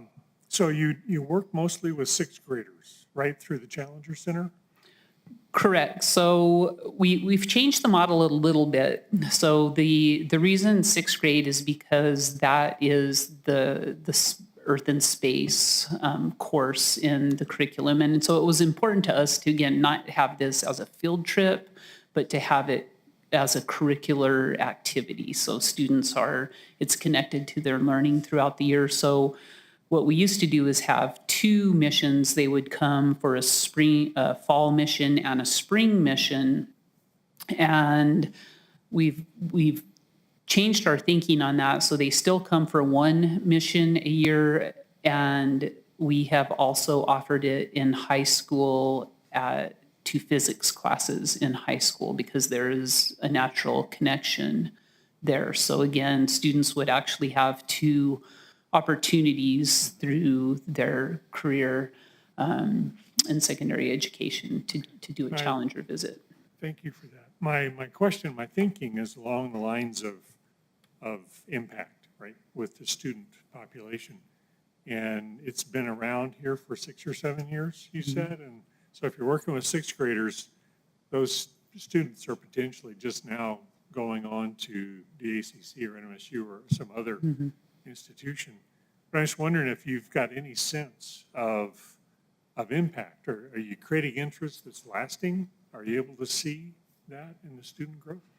So that's a great question. I think I don't have data to support this, but I think the interest in the aerospace program at Mayfield High School, and we do have some aerospace pathways at Arrowhead Park, Early College High School as well, that I think those would not exist if the interest wasn't there. I can't make the correlation that the students are interested because they went to a Challenger mission, but I think the Challenger certainly, I think it helps in a lot of ways, not only sparking the interest in the field, but also just sparking an interest in science in general. And even though it may not be space science, it may be some other kind of engineering, or it may be biology, or it may be something else. So I think the hands-on nature that it engages the students in, that I see is that the interest in science. Yeah, I just wanted to add, we do a lot of surrounding places will come and do missions with us as well. And even students who come from other places, they always say, will you take a picture of me so I can show my family? So I think what it does is it gives students a way to think, this is something that I can do, it's a potential for me. Because if we don't have exposure and we don't know, if students don't know about these types of careers, then they don't see themselves doing them. So I think the impact is more students and diverse students, and our girls are doing this and getting more involved in science. The amount of students who are joining our robotics teams and our other science teams, the amount of girls joining has definitely increased, I feel, when I look at the lists that I get. So I think it's also about that visualization of seeing the students seeing themselves being active in the science world. Yeah, I think that's important. You have to be able to see yourself there, but you're not going to know about that unless somebody tells you. So awareness is important. And I know the bridge and Tracy, they talked a lot about awareness being the biggest issue. I compliment you on your coding work throughout all the grade levels. I think that's really exciting because there's opportunities there in today's workforce and today's businesses. that with a little awareness and a little exposure, they can realize this is a real opportunity for me. So I compliment you on that. Thank you. Thank you, Director Savage. Director Ellens, you have a question? Yes, thank you, Mr. Chairman. Is the Challenger facility available to the other two school districts in the county?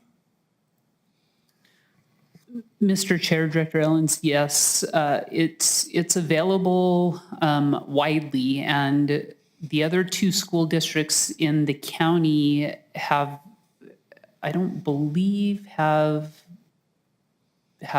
come to missions. However, the Truth or Consequences schools, who have their own spaceport funding through Sierra County and their gross receipts tax. So they have participated and they have partnered and come down. We've had school districts from Canutillo, Magdalena, around the state that have come. And the way that works is these are paid missions. So basically they offset the cost of staffing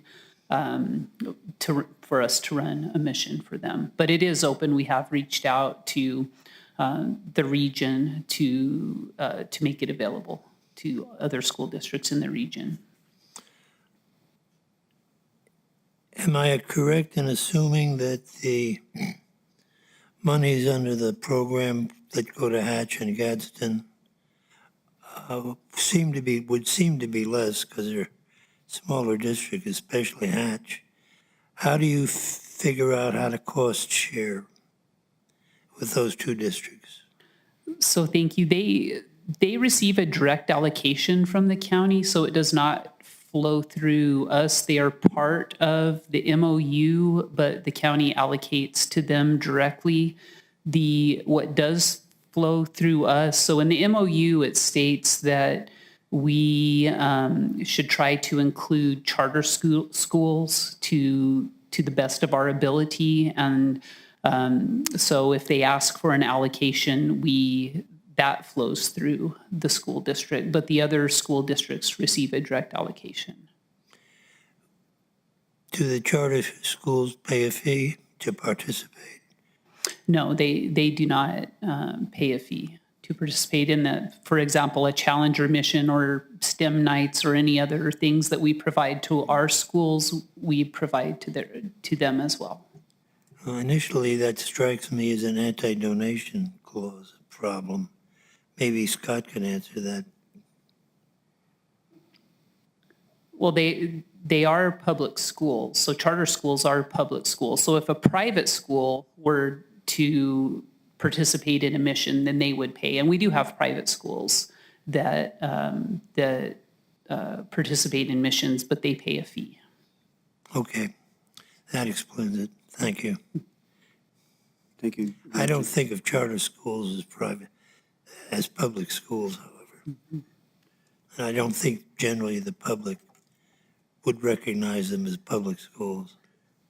Thank you, Director Ellens. And I know that I've read the actual MOU that specifies which schools get the money and everything, and it does specifically state that charter schools are part of that. And back in, just as an example, back in Ohio, the public schools did have charter schools and were part of the public school organization. I don't know how it is here, but it's possible that this charter school is either independent or it might be part of the public schools, depending on how they get designated. Correct. So in just a quick charter school rundown. So in New Mexico, there are two kinds of charter schools. There are charter schools that are district-sponsored charters. And for example, La Academia Dolores Huerta used to be part of LCPS, was a district-sponsored charter school. They are now under the Public Education Department, which is the second designation for a charter school. So some fall directly under the Public Education Department and some are under the aegis of school districts. And it is all public funding. That was my understanding back in Ohio, and I wasn't aware how it was here, but it sounds the same. Okay. Any other questions? I have nothing further. Director Day or Paxton, do you have any questions? Mr. Chairman, I do not. Thank you. Okay. Ms. Thompson, I have a couple of questions. I noticed that you have some competitions that were listed in here. And is that, so you bring them from different schools and they all compete running their same, is it the Challenger mission? Are there other competitions that you have like robotics competitions or design competitions in between the schools? And does that only include the Las Cruces schools, or does that also extend out to the other schools in Doña County and or the state? Could you talk about those a little bit? Sure. So there are a number of different types of competition. For example, VEX Robotics. There are some competitions that are held locally. Sometimes they're at NMSU, but those would be school districts from around the region, perhaps from around the state. And many of those competitions are qualifying competitions for state competitions and national competitions. And we did send a team from Arrowhead Park Early College High School in December to, was it a national, regional? A world, I'm sorry, it was a world competition that they qualified for. Same with Science Olympiad. There are local competitions that students compete, not only schools in the city, but also from different school districts. They qualify for state competitions, regional and national competitions. So depending on the activity, there's usually an infrastructure of competition, you know, from local or regional to state to national to world. Now, in those competitions, do we provide them with like trophies or certificates or anything when they compete? And or do we sponsor competitions here? I guess is the first question. I'll let Stephanie speak to that. So locally, we did not sponsor any competitions this year. We usually would sponsor First Lego League, but again, the First Lego League, they have their own stuff. You know what I mean? They come in with their own trophies and all of that. So we don't have to organize that. What we are doing is providing registration fees for our students to attend, giving them the equipment, and then having teachers, you know, paying teachers time to work with their students after school is more of like the role that we have. These competitions are very structured, and they all have their own entities in the way that they run them. So, for instance, just this in March 4th and 5th, we sent 6 teams from LCPS down to a state competition in Albuquerque, and 5 of them just qualified for Worlds, and they got the trophies. And now we're sending them to Dallas, Texas in May to compete. So, Dallas. That's actually pretty fantastic that we have teams that are qualifying for that, and then the program is growing to the point where we have them competing at both state and national competitions and possibly world competitions. I don't know that we actually published that enough. Maybe we haven't been exposed to it, and maybe we should be. And that's kind of why I invited you here, is to make sure that we understand what part this funding that we provide actually plays in the community. And as Director Savage said, it'd be really nice to know some statistics on what kind of benefit it actually has posed. So in your first class, the first couple missions the first year, did any of them actually go on to do aerospace, or did any of them go on to do engineering? And if we can just get those kind of statistics to say, like you said, more females, I think you said there's 50% more females now participating than there used to be. And this is the kind of thing that I would love to have more information about, so that we could, again, talk up the support that we provide to the community for what you're doing in this. So I think you had something to say, Steph. Is it Stephanie? You're about to respond to something. But no, I don't have anything to add. Okay. If there's no other questions, there's only one other thing I wanted to talk about with this. One more question. Okay. Director Ellens? What, if anything, should Doña County be doing for the programs that it isn't doing now?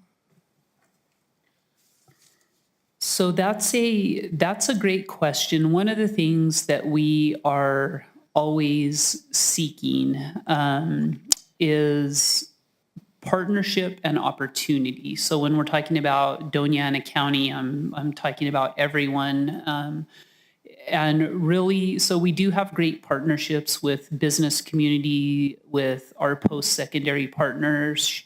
I think we can always use more. We can always leverage more, because really, it's like the Challenger Center. You come, you're exposed, you start thinking of maybe what's possible. And keeping kids engaged in education, we hear a lot about attendance and post-pandemic, or wherever we are in the pandemic, students they haven't come back to school in the numbers that we had pre-pandemic. And how do we solve that? And it's not, as a school district, we can do what we can do, but I think it's giving students some out-of-school opportunities to engage with different things that they are interested in is our best bet for keeping their education on track. So I think the best thing we can do as a county or as a community is kind of all join arms in that effort to really keep kids engaged in learning and keep them in school. Did any of your students participate in the county's intern program this past summer? Yes, sir. I don't have the number on the top of my head, but we had a few hundred participate, and I think that's it's a great program, and many students have found that they like making money, and so some of them would rather work than come to school. And so how can we do both, right? You can have a job and you can come to school. So one of the things, as an aside, that we're doing is looking at flexibility. So if you're working in the evening, maybe you're tired, and getting up at 8 in the morning to go to school is difficult. So how can we be more flexible with our school day to allow for internships, paid internships, apprenticeships, kind of all those things that are out there. So, I think that's one of the ways that we're trying to re-engage students, is providing increased flexibility. Thank you. Thank you, Director Ellenson. Dr. Tomlinson, I have another couple of questions about the sixth grade. Do you have other programs other than the Challenger program for the other students that are 7th, 8th, 9th, 10th, 11th, and 12th? I assume you do, because that's probably where most of the competitions are, but I don't think that you actually covered a lot of that in the presentation. Stephanie, would you like to speak to those? Did I miss that? No, so we're still working on some curricular ideas to get students more involved in the community, but in 7th grade, the Asombro Institute for Science Education is a big one. And we also do Desert Data Jam with 7th graders, since that's a big activity as well. In 8th grade, we really focus on STEM and looking at careers. And I know you mentioned Dr. Bell Gutman. Dr. Bell Gutman comes in and for all of our students and does some really amazing educational things for students. And specific to high school, that's really, in high school is where the competitions, I think, really come into play, and they choose those routes. There's lots of different ones. There's also other robotics that we didn't mention, like BEST, and I suddenly don't remember what that stands for. But that's really where the competitions come in. Middle school, they're kind of, looking around at them, and then in high school, they really choose those competitions. Because one of those would be like rocket launches. Do you have a rocket launch competition yet? No, I don't, not that I'm aware of. Well, because when I was actually a Cub Scout leader, we did a rocket launch competition for the Cub Scouts. And it wasn't firepower, it wasn't like rocket fuel. But we did pressurized bottles, and put rockets on top, and they shot them out and did competitions that way. So I think in the spirit of what we're trying to do here, we probably should try to see if there's some way we can cooperate with the Spaceport America and provide some high school rocket launch competition. And in the future, if we can figure out if there's enough in the budget, I'd like to maybe consider trophies or scholarships or something, so we can continue to encourage them to move along this path. I think that's something I'd like to talk to you about and see if we can work out some funding for something like that. All right. If there's no other questions from the directors, does the audience, do you guys have any questions? Mr. Chair? Yes. Is this Paxton? Yes, it is. Yes, Director Paxton, go ahead. Dr. Miller Tomlinson, I want to commend you for your outreach, and I want to thank you for working with Chanel Segura, our superintendent up here in Tier C schools, and making those same avenues available. That's just an outstanding program, and that hands-on experience is so wonderful for these kids to dream about a future. So thank you for that. Thank you, sir. Thank you, Director Paxton. Any other comments, Director Paxton or Day? Okay. Thank you very much. Director McLaughlin, would you like to say something? Yes, Director, may I say one thing? Yes, please, step up. Thank you, Chair. Thank you very much. Very good. I'm very happy to see how things are going with it. But I just want to emphasize when you think about what we're trying to do again with Space Valley, you got to look, all the way down to elementary school, all the way up to a national laboratory, to White Sands Missile Range, to the spaceport. The ecosystem is a fabric, and we all have to be in this, and this is a key part of it. It's amazing when you think about how it all interlocks, and this is what we need to do throughout New Mexico, not just on public school or just in one agency, but everybody pulling together, all the EDOs, everybody working together. So very, very nice, very happy. Thanks. Thank you, Director McLaughlin. Actually, the reason that I asked both of you to present is just to accomplish this, is to start the dialogue that we can have to see how we can better provide more exposure for what we're trying to accomplish here in the Spaceport Valley. I guess Space Valley now is what we're talking about. And I believe that the thing that we've probably struggled with, in my opinion, and I haven't been on this very long, but I think the thing we struggle with is local, state, federal, and national and international recognition of what we're doing here. And I think that with the activity you're doing, if we can get some good statistics, provide some more, publications about it, publishing about it, work in cooperation with the spaceport to try to figure out some way you can take something like the Challenger launch and actually do it on some spaceport property as a state competition. I think this is the kind of thing that is going to help to solidify the state behind what we're trying to accomplish, and also provide the exposure that's necessary for us to get more people involved, just like I think you said is one of the keys to going forward and being more successful at this. So I can't thank you enough, and Director McLaughlin, as both for your presentations today. Thank you, Mr. Chair. And again, I invite everyone to come and visit the Challenger Center and see what we're doing anytime. Thank you. I certainly plan to. Director Savage, anything? Okay, thank you very much. We've got the next item on the agenda, if there's no other questions, is the next item on the agenda is for us to have a discussion about how we're managing and the MOU with the excess revenue from the GRT. And I think that certainly requires some conversation with Ms. Force and Mr. and Director McLaughlin. And I think one of you probably has some ideas and can bring us up to date on what's happening there, if you would. Thank you.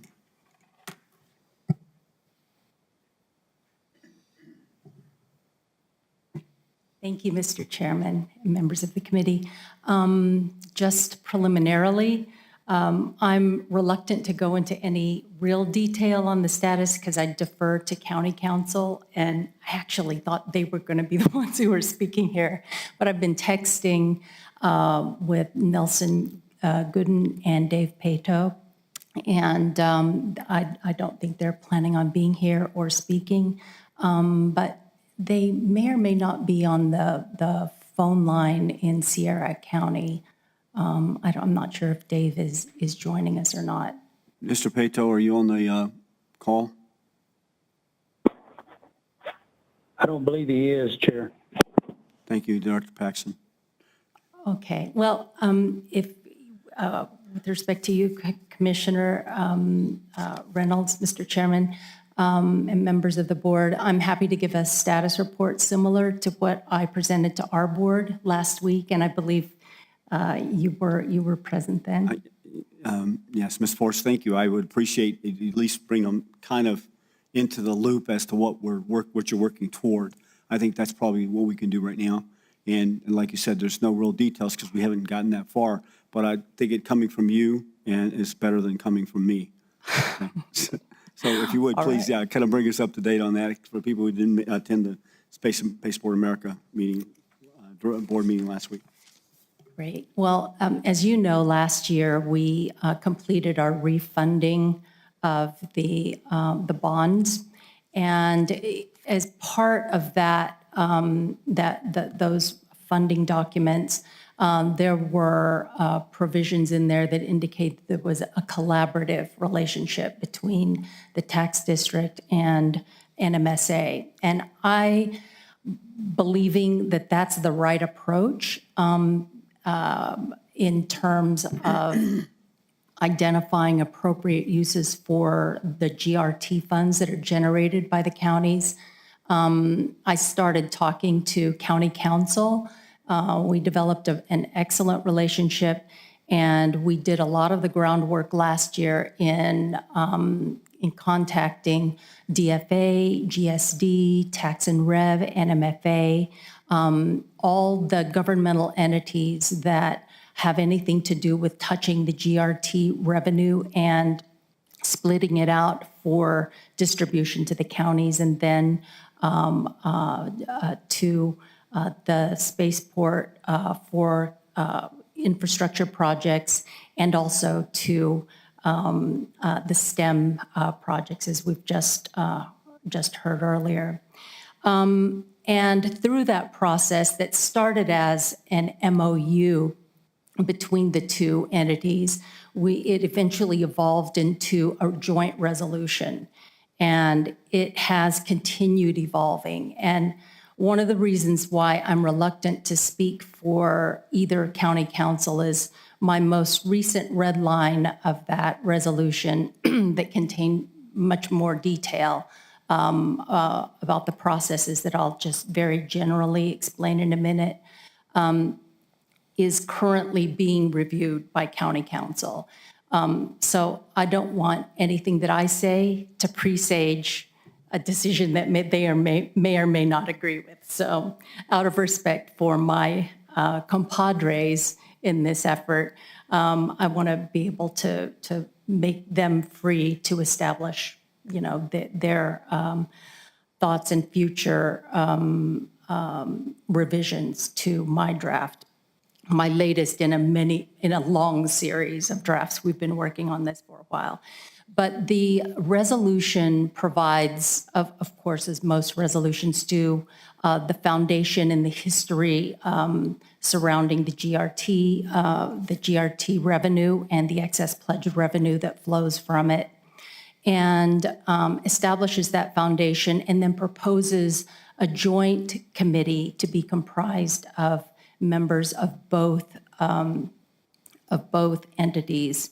And so there is a long section on the composition of the committee and the officers and things of that nature. And those are details that are also being commented on. So I won't go into any detail on that, except it is a joint committee of both. And this would be a committee that provides recommendations after deliberation, so that this committee would provide recommendations to both NMSA and to the district. And the idea is that if both boards approve, then the project can be funded. But it's got to be there's got to be consensus. So there is motivation for both entities to not only learn about the project that's under discussion and being proposed, but also to understand it and come to some agreement, so that by the time we begin work on the project, there's no doubt in anyone's mind that it's an appropriate project. for this money. Also, there are sections in the resolution that provide for duties and responsibilities that are clearly set forth for any members of the committee. And I believe most importantly, the account mechanisms and the management of the money. And those, as you may imagine, are very detailed and they're specific. And those are, that is a provision that has recently been much more clearly defined. And that's what I want Dave and Nelson to give me some good feedback on. There are also provisions for reporting and record keeping, because I believe it's important for both the tax district, you, and for NMSA, in addition to the counties, to know exactly what money has come down, has been distributed to the counties, and when and how much money has been distributed in the GRT account that's going to be set up. And so there are provisions that set forth the time for these reports and what those reports have to contain, so that there's certainty among everyone involved and nobody is in doubt in terms of how much revenue we have on hand and what projects we can consider to be funded by it. And lastly, a rather new provision, but I think an excellent one that was suggested by Dave Pato, is what is somewhat of an escape hatch. Because this is a new proposal for a way to work together and to come to a consensus on these projects, it's untested. We're not really sure how it's going to work. This is our best guess in terms of the best way to go about it, but we could be wrong. So in case we're wrong, we would like to give both entities an opportunity to say, hey, this is not working, let's find another solution and have an escape hatch just in case. Obviously, nobody wants to redo a whole mechanism, but just in case it clearly isn't working, we would have that, and I think that's an excellent solution to the issue. And otherwise, it's a general resolution. It's got all the usual provisions, but that's an overview of it. I think it's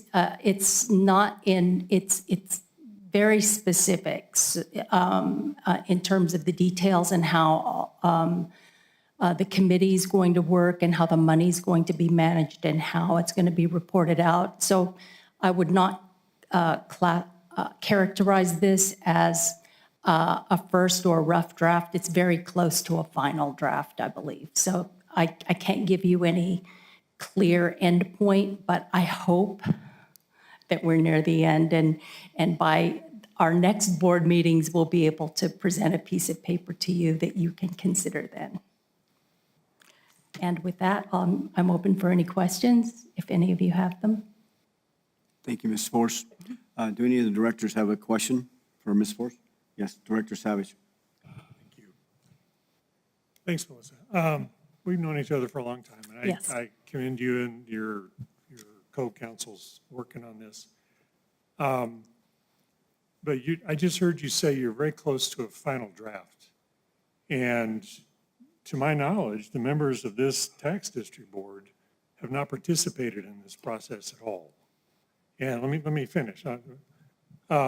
It's my understanding from the Spaceport Tax District Act that this board has responsibility to manage a good bit of that process and work with the Spaceport Authority directly to help fund projects.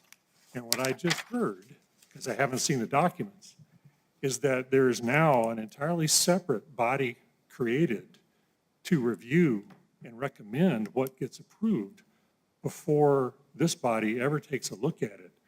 So I'm a bit confused as to why this process has gotten to the point that it has. We've not been consulted or informed, and why the creation of an entirely separate body to review and approve projects has been deemed necessary when we've not been tested.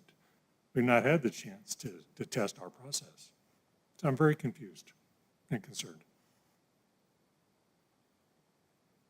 Can you elaborate on that for me, please? I can. I was waiting for an Sure, invitation to speak. If, Mr. Chairman, Member Savage, thank you for that question. And it's a useful one because it demonstrates the extent to which I skipped over many important details in the interest of trying to be very general so that I'm not speaking for Dave or Nelson. But when I said we're close to a final draft, I'm talking about just an idea that we have to present to you so that you can have something to discuss or veto, or change around. This is not what we consider to be a final document by any chance that we're going to deliver to you and voila, that's your solution. This is still your decision. And same thing with our board as well. It could well morph into something else or be vetoed. So I didn't intend to represent this as a final product that you would necessarily have to be, it was ready for adoption. It's ready for discussion. That's what I meant.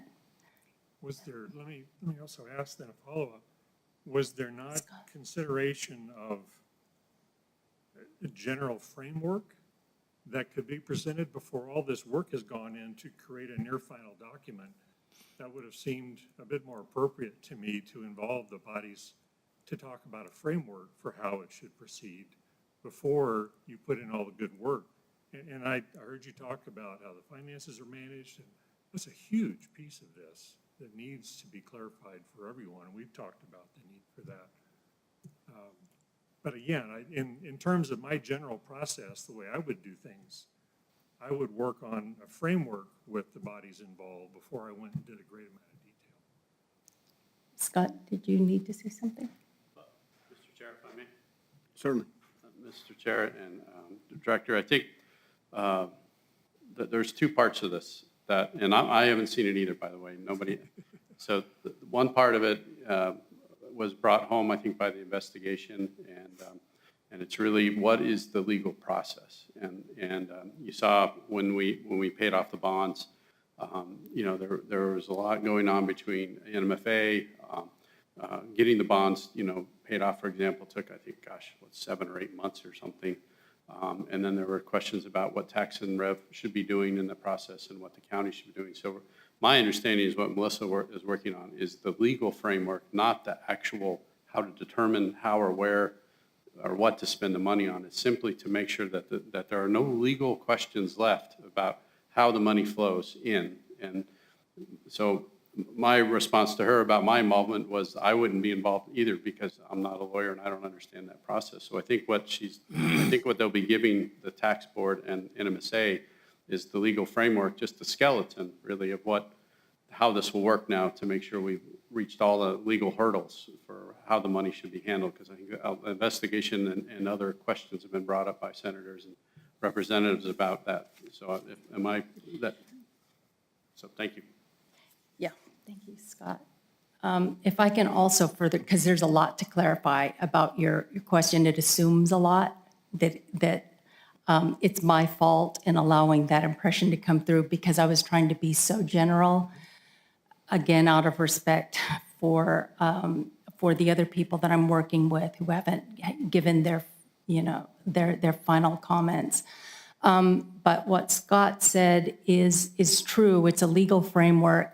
It does not, in case I gave the impression, it does not set out all the criteria by which the committee would take into account. It establishes nothing about how that framework is developed. That would be, that's up to you. That's not a legal question for me.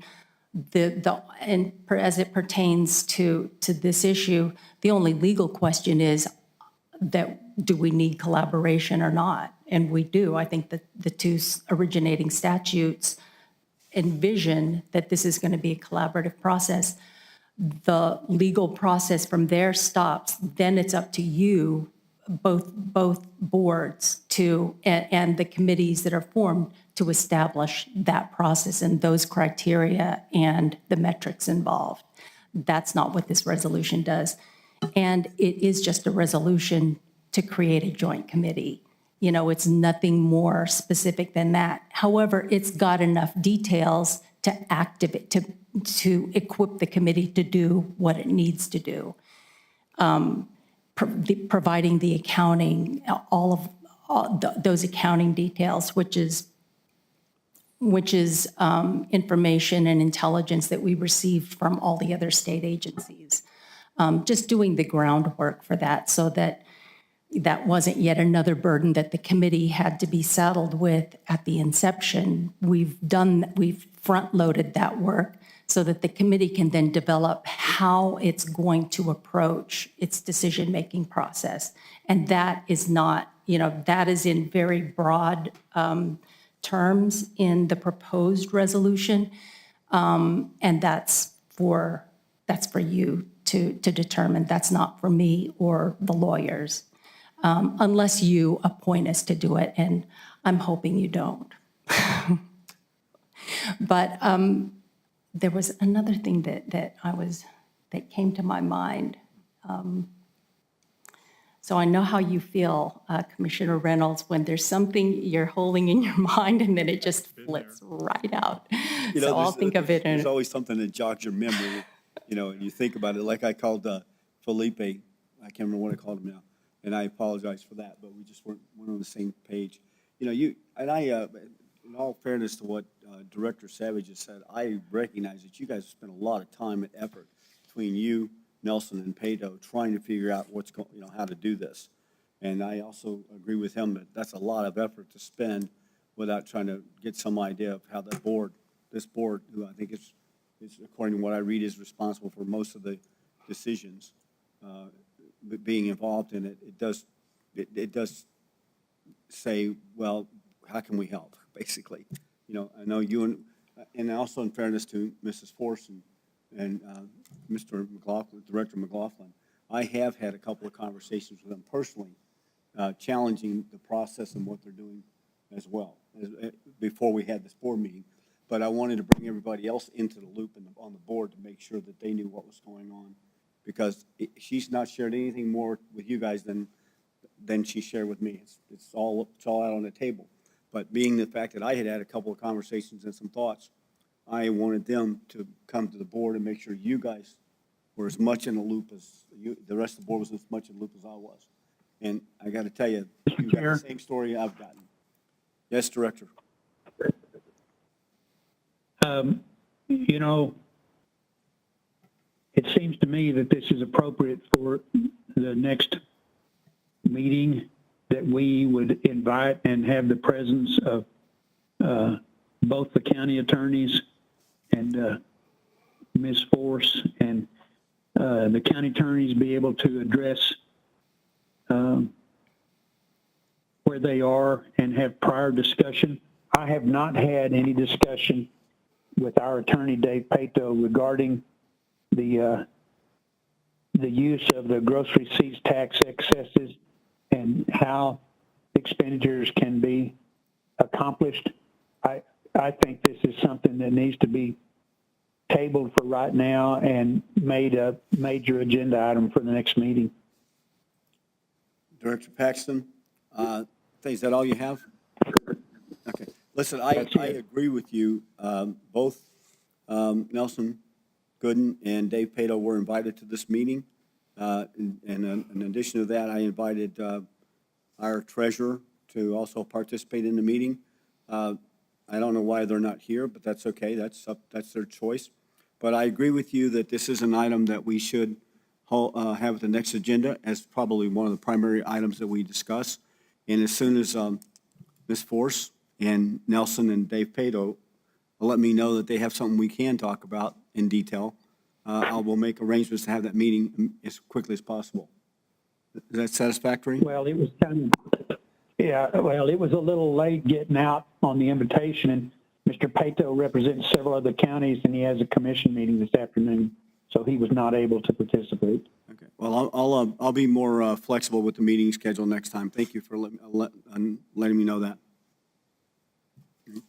Mr. Chairman, if I may. Yes, sir. Please, Director Day. Thank you, Mr. Chairman. Yeah, I've had brief discussions with Attorney Payload on this, and I think the biggest thing to think about is the effort in this between the attorneys was to look at the legal options on how to work with get the two boards to work together and kind of decide on what's the best use of this money. And then again, I think something we need to keep in mind is that this is not a decision-making board, or committee, I guess if you want to call it that. It's more of a recommendation committee. And so I think the idea behind it was, again, how to get the two boards to work together to decide, what's the best way to spend this excess GRT. But I would agree with that with Commissioner Paxton and yourself, Mr. Chairman, that this needs to be a future agenda item whenever the final details are worked out and presented to the board. I don't know the exact details of what's in the resolution. I have a general idea just based on discussions. But again, I think that's where this is coming from, is how do we get the two boards to work together? So I don't see this as they're trying to, decide for this board and the Spaceport Authority Board on what to do. They're just looking at potential options and different ways that the two boards could work together to decide how best to spend this money. Thank you, Director Day. Anything else? Okay. That'll be it, Mr. Chairman. Thank you. Director Savage, any other comments, thoughts? We haven't seen it, so I don't have anything to object to officially, but I just have a concern that it appears we're engaging other people in the process when I really believed that our two boards had that responsibility and had the capacity and the desire to do just that. The work on how it gets done is absolutely critical, and I'm really looking forward to that. So we'll look forward to that next meeting. Thank you, Director. Director Savage. Did you have another comment? I did, and Commissioner Day just rang my bell on the thing that I had forgotten. Thank you, Commissioner. And it was, I thought that I had said earlier that this was a proposed committee that would only supply recommendations, and it would supply recommendations to each of the boards. The boards would make the decisions. I'm not sure if I skipped over that or forgotten. I apologize, because that could have left the wrong impression.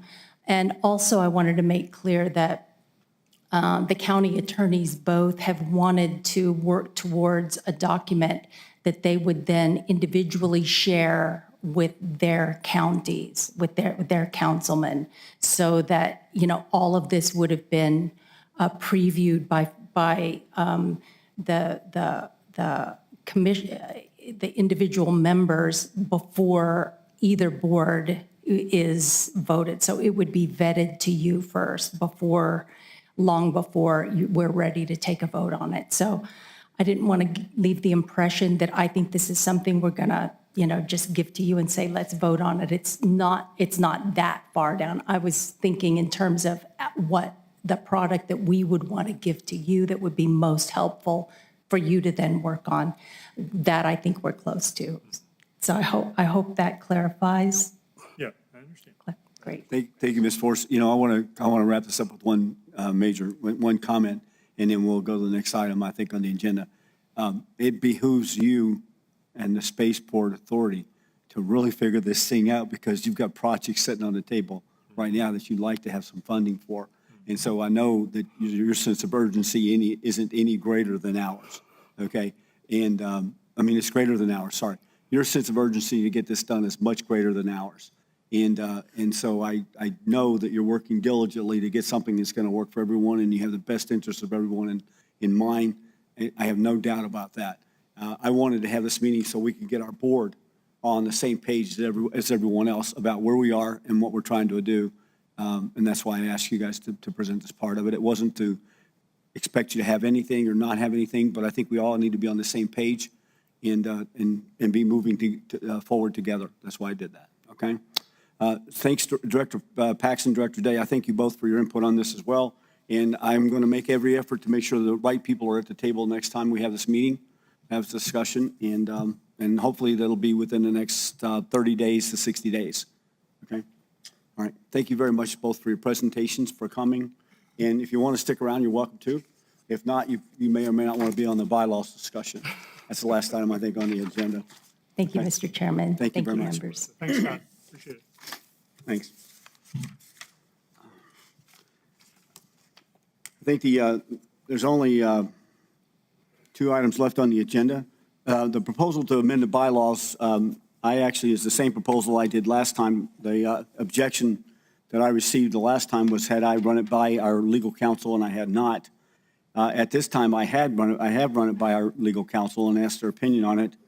And so basically what Nelson said is that looking at the document, he drew the same conclusion I did, and that is that there's nothing to prevent someone from us taking a vote and removing someone from the board as it stands currently.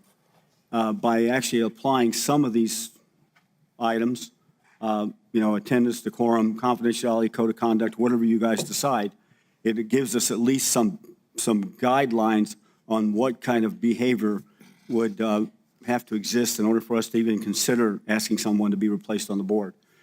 With that in mind, I'm open for discussion, questions, or any other thoughts. And if you just say, everybody just throw this out, that's okay with me. But I think we need some guidelines on how to determine whether someone stays or not. The good example is, in my opinion, Commissioner Murillo had only attended, I think, 1 meeting or at the time that I asked her to step down. And the board did not vote on that, so that was my decision. But again, if you go back to our bylaws, it just says the director may remove someone without cause and by a vote of majority directors. But I asked her if she would step down, and she did. And she resigned. So with that, though, I think I'd like to ask you all to give me your feedback and thoughts about some boundaries on this. Thank you. Mr. Chair. Mr. Chairman, Yes, Director Ellens. you should probably get a motion to get this on the table. Very well. Would you like to make a motion? No. Okay. Would anyone like to make a motion? Mr. Chair, Yes, sir. I have talked extensively to our attorney, and I believe that from what he has discussed with me, and I have it right here in front of me, that this board is not authorized to remove a member of the body. Only the entity that appointed that member can remove that member. If there are considerations, the board needs to go back to the entity that appointed that person and raise them and have them consider. There's nothing that would prevent the Sierra County Commission, if you remove me today, to reappoint me to this board, because that's their authority. It's not this board's, and it's not the chairman. I believe that all 4 of these items listed in item B, removals and vacancies, are inappropriate for even consideration. Those things should be considered by the entity that appoints that director. And I also believe that it may be illegal or with less than cause for a director to be removed with or without cause by a vote of a majority of the directors. I believe if we need to do any revision, it's all, it is to remove that and talk about how a director may be, the entity that appointed that director may need to be aware of behavior that's objectionable or failure to meet the expectations to make meetings, and then that entity take up the consideration. So this has no place in this bylaws for the Spaceport Tax District, in my opinion, and my attorney agrees with that.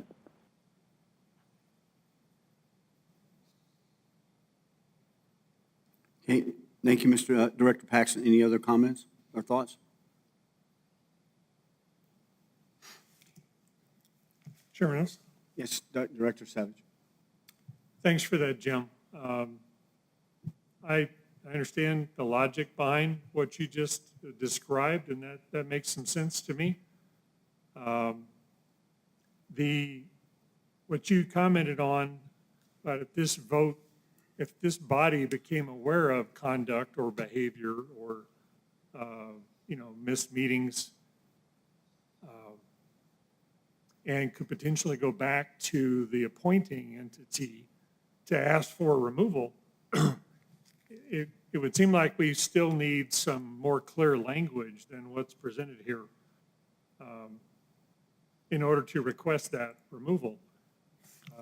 To me, in B1, to say if a director misses a meeting without good reason, I'm not a lawyer, but I don't understand the clear definition of without good reason. Or in B2, if a director does not respect other members, I'm not really sure what that means. I think the language in B3 could be clarified a little bit in terms of the differences between closed session confidentiality. A rolling quorum is a separate issue from that. And then code of conduct, I'm not familiar with state or county code of conduct guidelines. So I think if we're going to address this, whether this board votes on it or we go back to the appointing board, we're going to need to do a better job of being specific about what constitutes a recommendation to remove. Mr. Chair, may I respond to Director Savage? Absolutely, Director Paxton, please do. The questions that Attorney Pato raises is that one of the biggest problems is removed with or without cause by the Spaceport Tax District. That, according to Attorney Pato, exceeds the authorities of the tax board district. Moreover, he says that it is a question as to who raises the issues and the specifics, like be warned no more than twice for failing to respect all members of the board. Is a warning even required, and what constitutes a lack of respect? It does not make plain who would make the determination as whether the director did not respect members of the board, public, or support staff. And this is a tool that could be used to remove specific directors with or without cause. Our attorney finds this objectionable, and it may exceed authority in the New Mexico Constitution. Violations of Open Meetings Act are very deliberate, and we didn't meet the Open Meetings Act for putting notice in the Truth or Consequences Sierra Sentinel because they have to have the notice by Wednesday noon to put it in the paper, and I got the notice on Thursday morning, so we didn't meet that Open Meetings Act just for this meeting today. We need appropriate time and scheduling and everything else for this meeting. But the Attorney Pato says, and I'm going to read this, ultimately, it rests only within the discretion of the appointing boards to determine whether to retain or remove a member from the Spaceport Tax District. If the appointing board is concerned regarding their members' attendance or behavior or any other matter, then that board's rules regarding the removal of appointees should control, not the Spaceport Tax District. He respectfully recommends that to the extent that a district participating entity would like to impose those requirements on their district appointees, they do that internally through that entity's organization. So it's pretty cut and dried from Attorney Pato's that item B is not an appropriate item for a director to be removed with or without cause by a vote of a majority of the directors. I think this is wrong-headed. There's no fairness in making these attendance, decorum, confidentiality, code of conduct that are appropriate. So I've stated my case. I did at the last meeting. This time I've had our attorney review it, and he agrees with me and has stated as I've read to you today. So that's it. Thank you.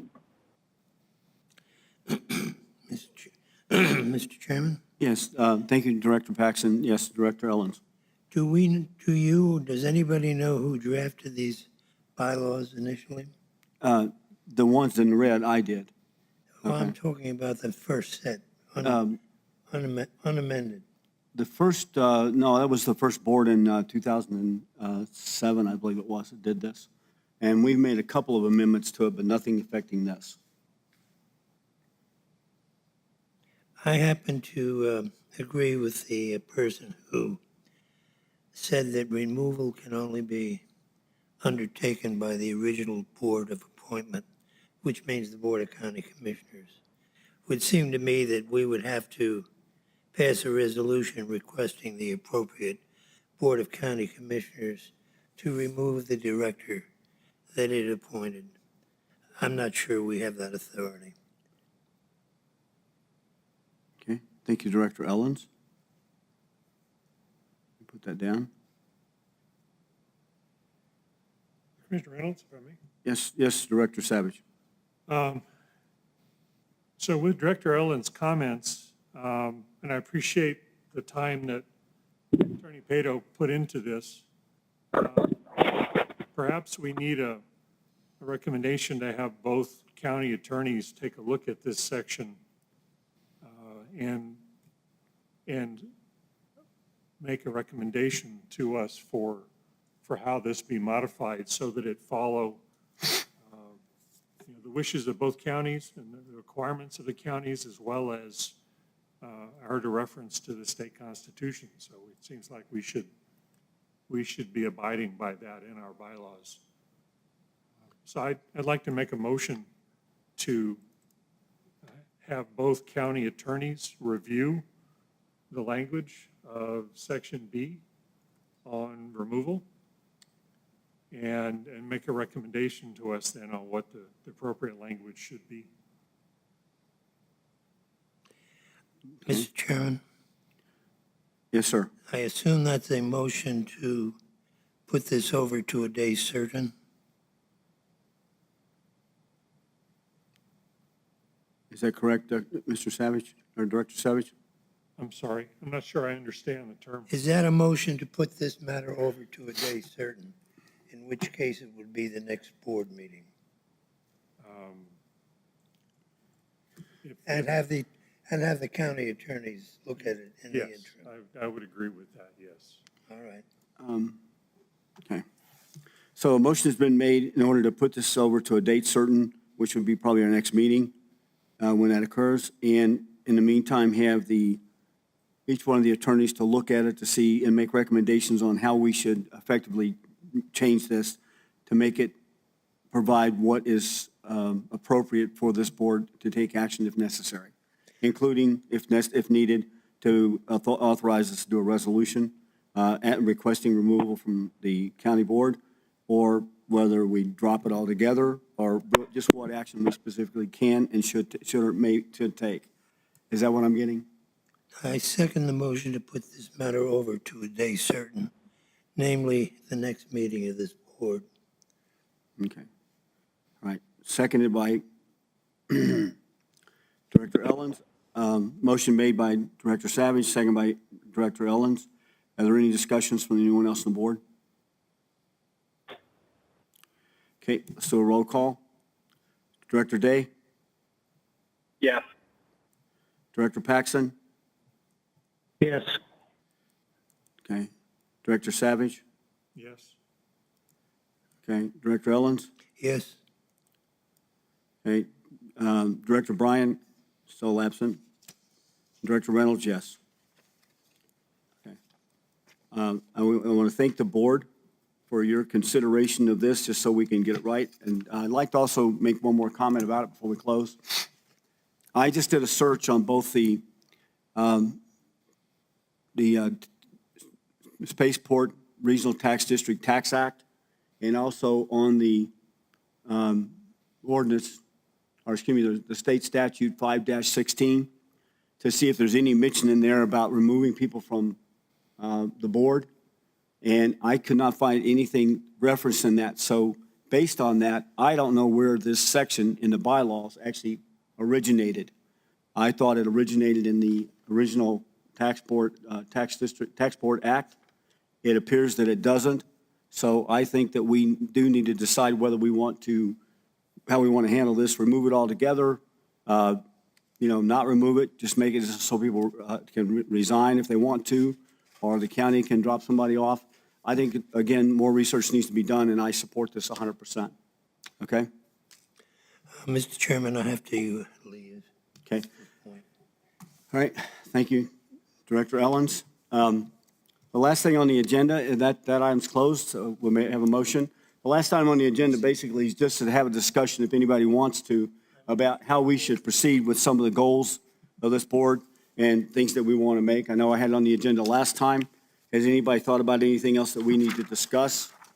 If so, please speak up. Director Savage, have something? The only thing I had thought about, Travis, we had talked in our last meeting in Tier C about the record-keeping effort, and you gracefully volunteered to take on that task, and we don't have to go into it today, but I'd like at a future meeting just to hear where we're at and how that effort's going and what needs to be done to keep us there. Director Mr. Day? Chairman? Yes, sir. On that, Director Savage, I definitely, it's moving in the right direction. We're getting all of our records somewhat organized, but hopefully by next meeting, I'll be able to provide the board a report on the finalization of the organization of the files. No easy task. I appreciate what you're doing. Okay. Have you all, thank you, Director Savage, Director Day, Director Savage. Has anybody reconsidered the possibility of us trying to hire someone to take care of some of these duties, like secretary, like documents, like, whatever, some sort of admin, with using a minor percentage of the money we collect, which is authorized under the state statute, by the way. Doesn't have to be much, but just so that nobody on the board is actually responsible for this. Have you thought about it at all?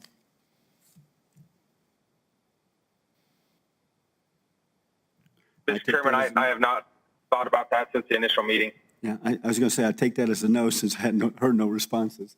Well, consider that as we go forward, because it would be nice to have somebody else to schedule these meetings, handle the paperwork, do the minutes, and the agenda and all that, rather than one of us having to do it. But we can continue the way we're going as well. Okay. Any other thoughts about ways we should be acting as far as business, other than me getting the meeting notices out sooner, which Director Paxson has so kindly pointed out? I appreciate that. Thank you. Chairman? Yes, sir.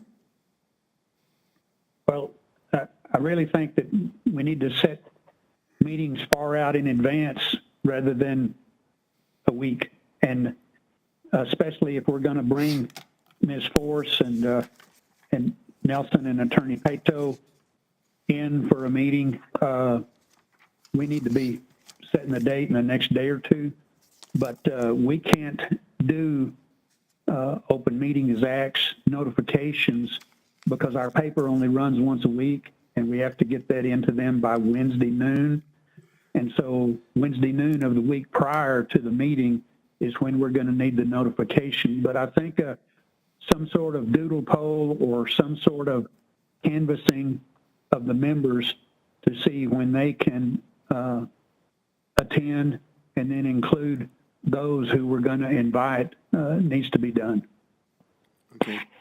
I think that's a great idea. Should we consider modifying our original resolution that we did last year, which I think should have been on this agenda? Should we take the resolution we did last year and actually put some of these ideas in that resolution for this year, for the meetings, at the next meeting? I didn't have a copy of that resolution, otherwise I would have put it in this agenda to clarify what our meeting notices would be this year. And I like the idea of saying the meeting notices have to be at least 7 days in advance, and also if it's going to be not be 7 days, then it has to meet the need for your paper to print them on the Wednesday morning before the meeting. Okay? So I have no problem with putting that in the bylaws, the resolution. Chair Reynolds? Yes, sir. I understand the minimum 7-day requirement as noted by Director Paxson. But I still would support the fact that 7 days isn't typically enough to get on busy people's calendars, right? I think we need to be working so that we're scheduling meetings 30 days in advance. I don't see why we can't do that, especially if we have to get county lawyers involved in a meeting, as we should in this next meeting. I think we need a good practice. I don't know that we need a resolution, but I think we should be looking 30 days out, 60 days out. Director Savage, yeah. May I add a thought to that? So should we, as a board, and to address your issue and also Director Paxson's, should we maybe have standing meetings scheduled throughout the year and just don't, and if we decide we don't need a meeting, we cancel the meeting as opposed to scheduling meetings? Is that a better approach? So let's say we have a meeting every month, every 30 days on a specific day, or every 60 days on a specific day, and then we decide within a week of the meeting whether we need to be there or not and cancel the meeting? Is that a better approach or not?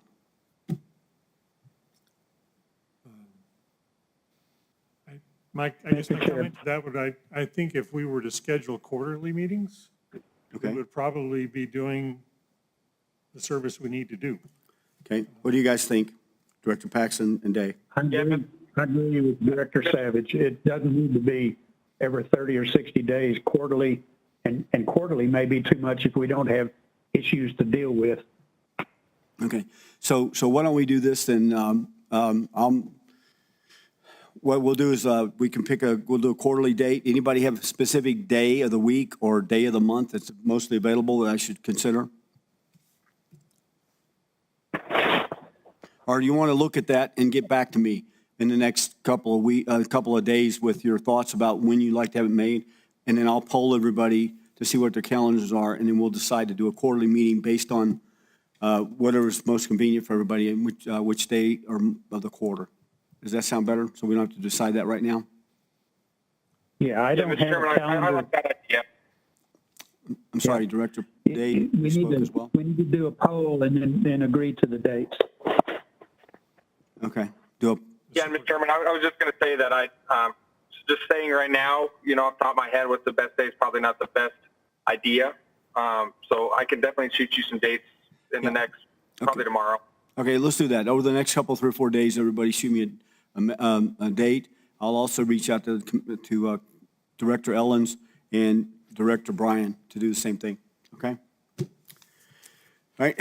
Anything? And I think if there's no other comments or questions, I don't see anybody from the public here or online. The public left already.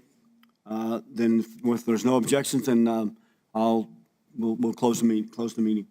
Motion to adjourn. Okay, so adjourned. Second. Thank you guys very much for joining today. Appreciate it. Hope you guys are well. Take care. Thanks, guys. All right, bye.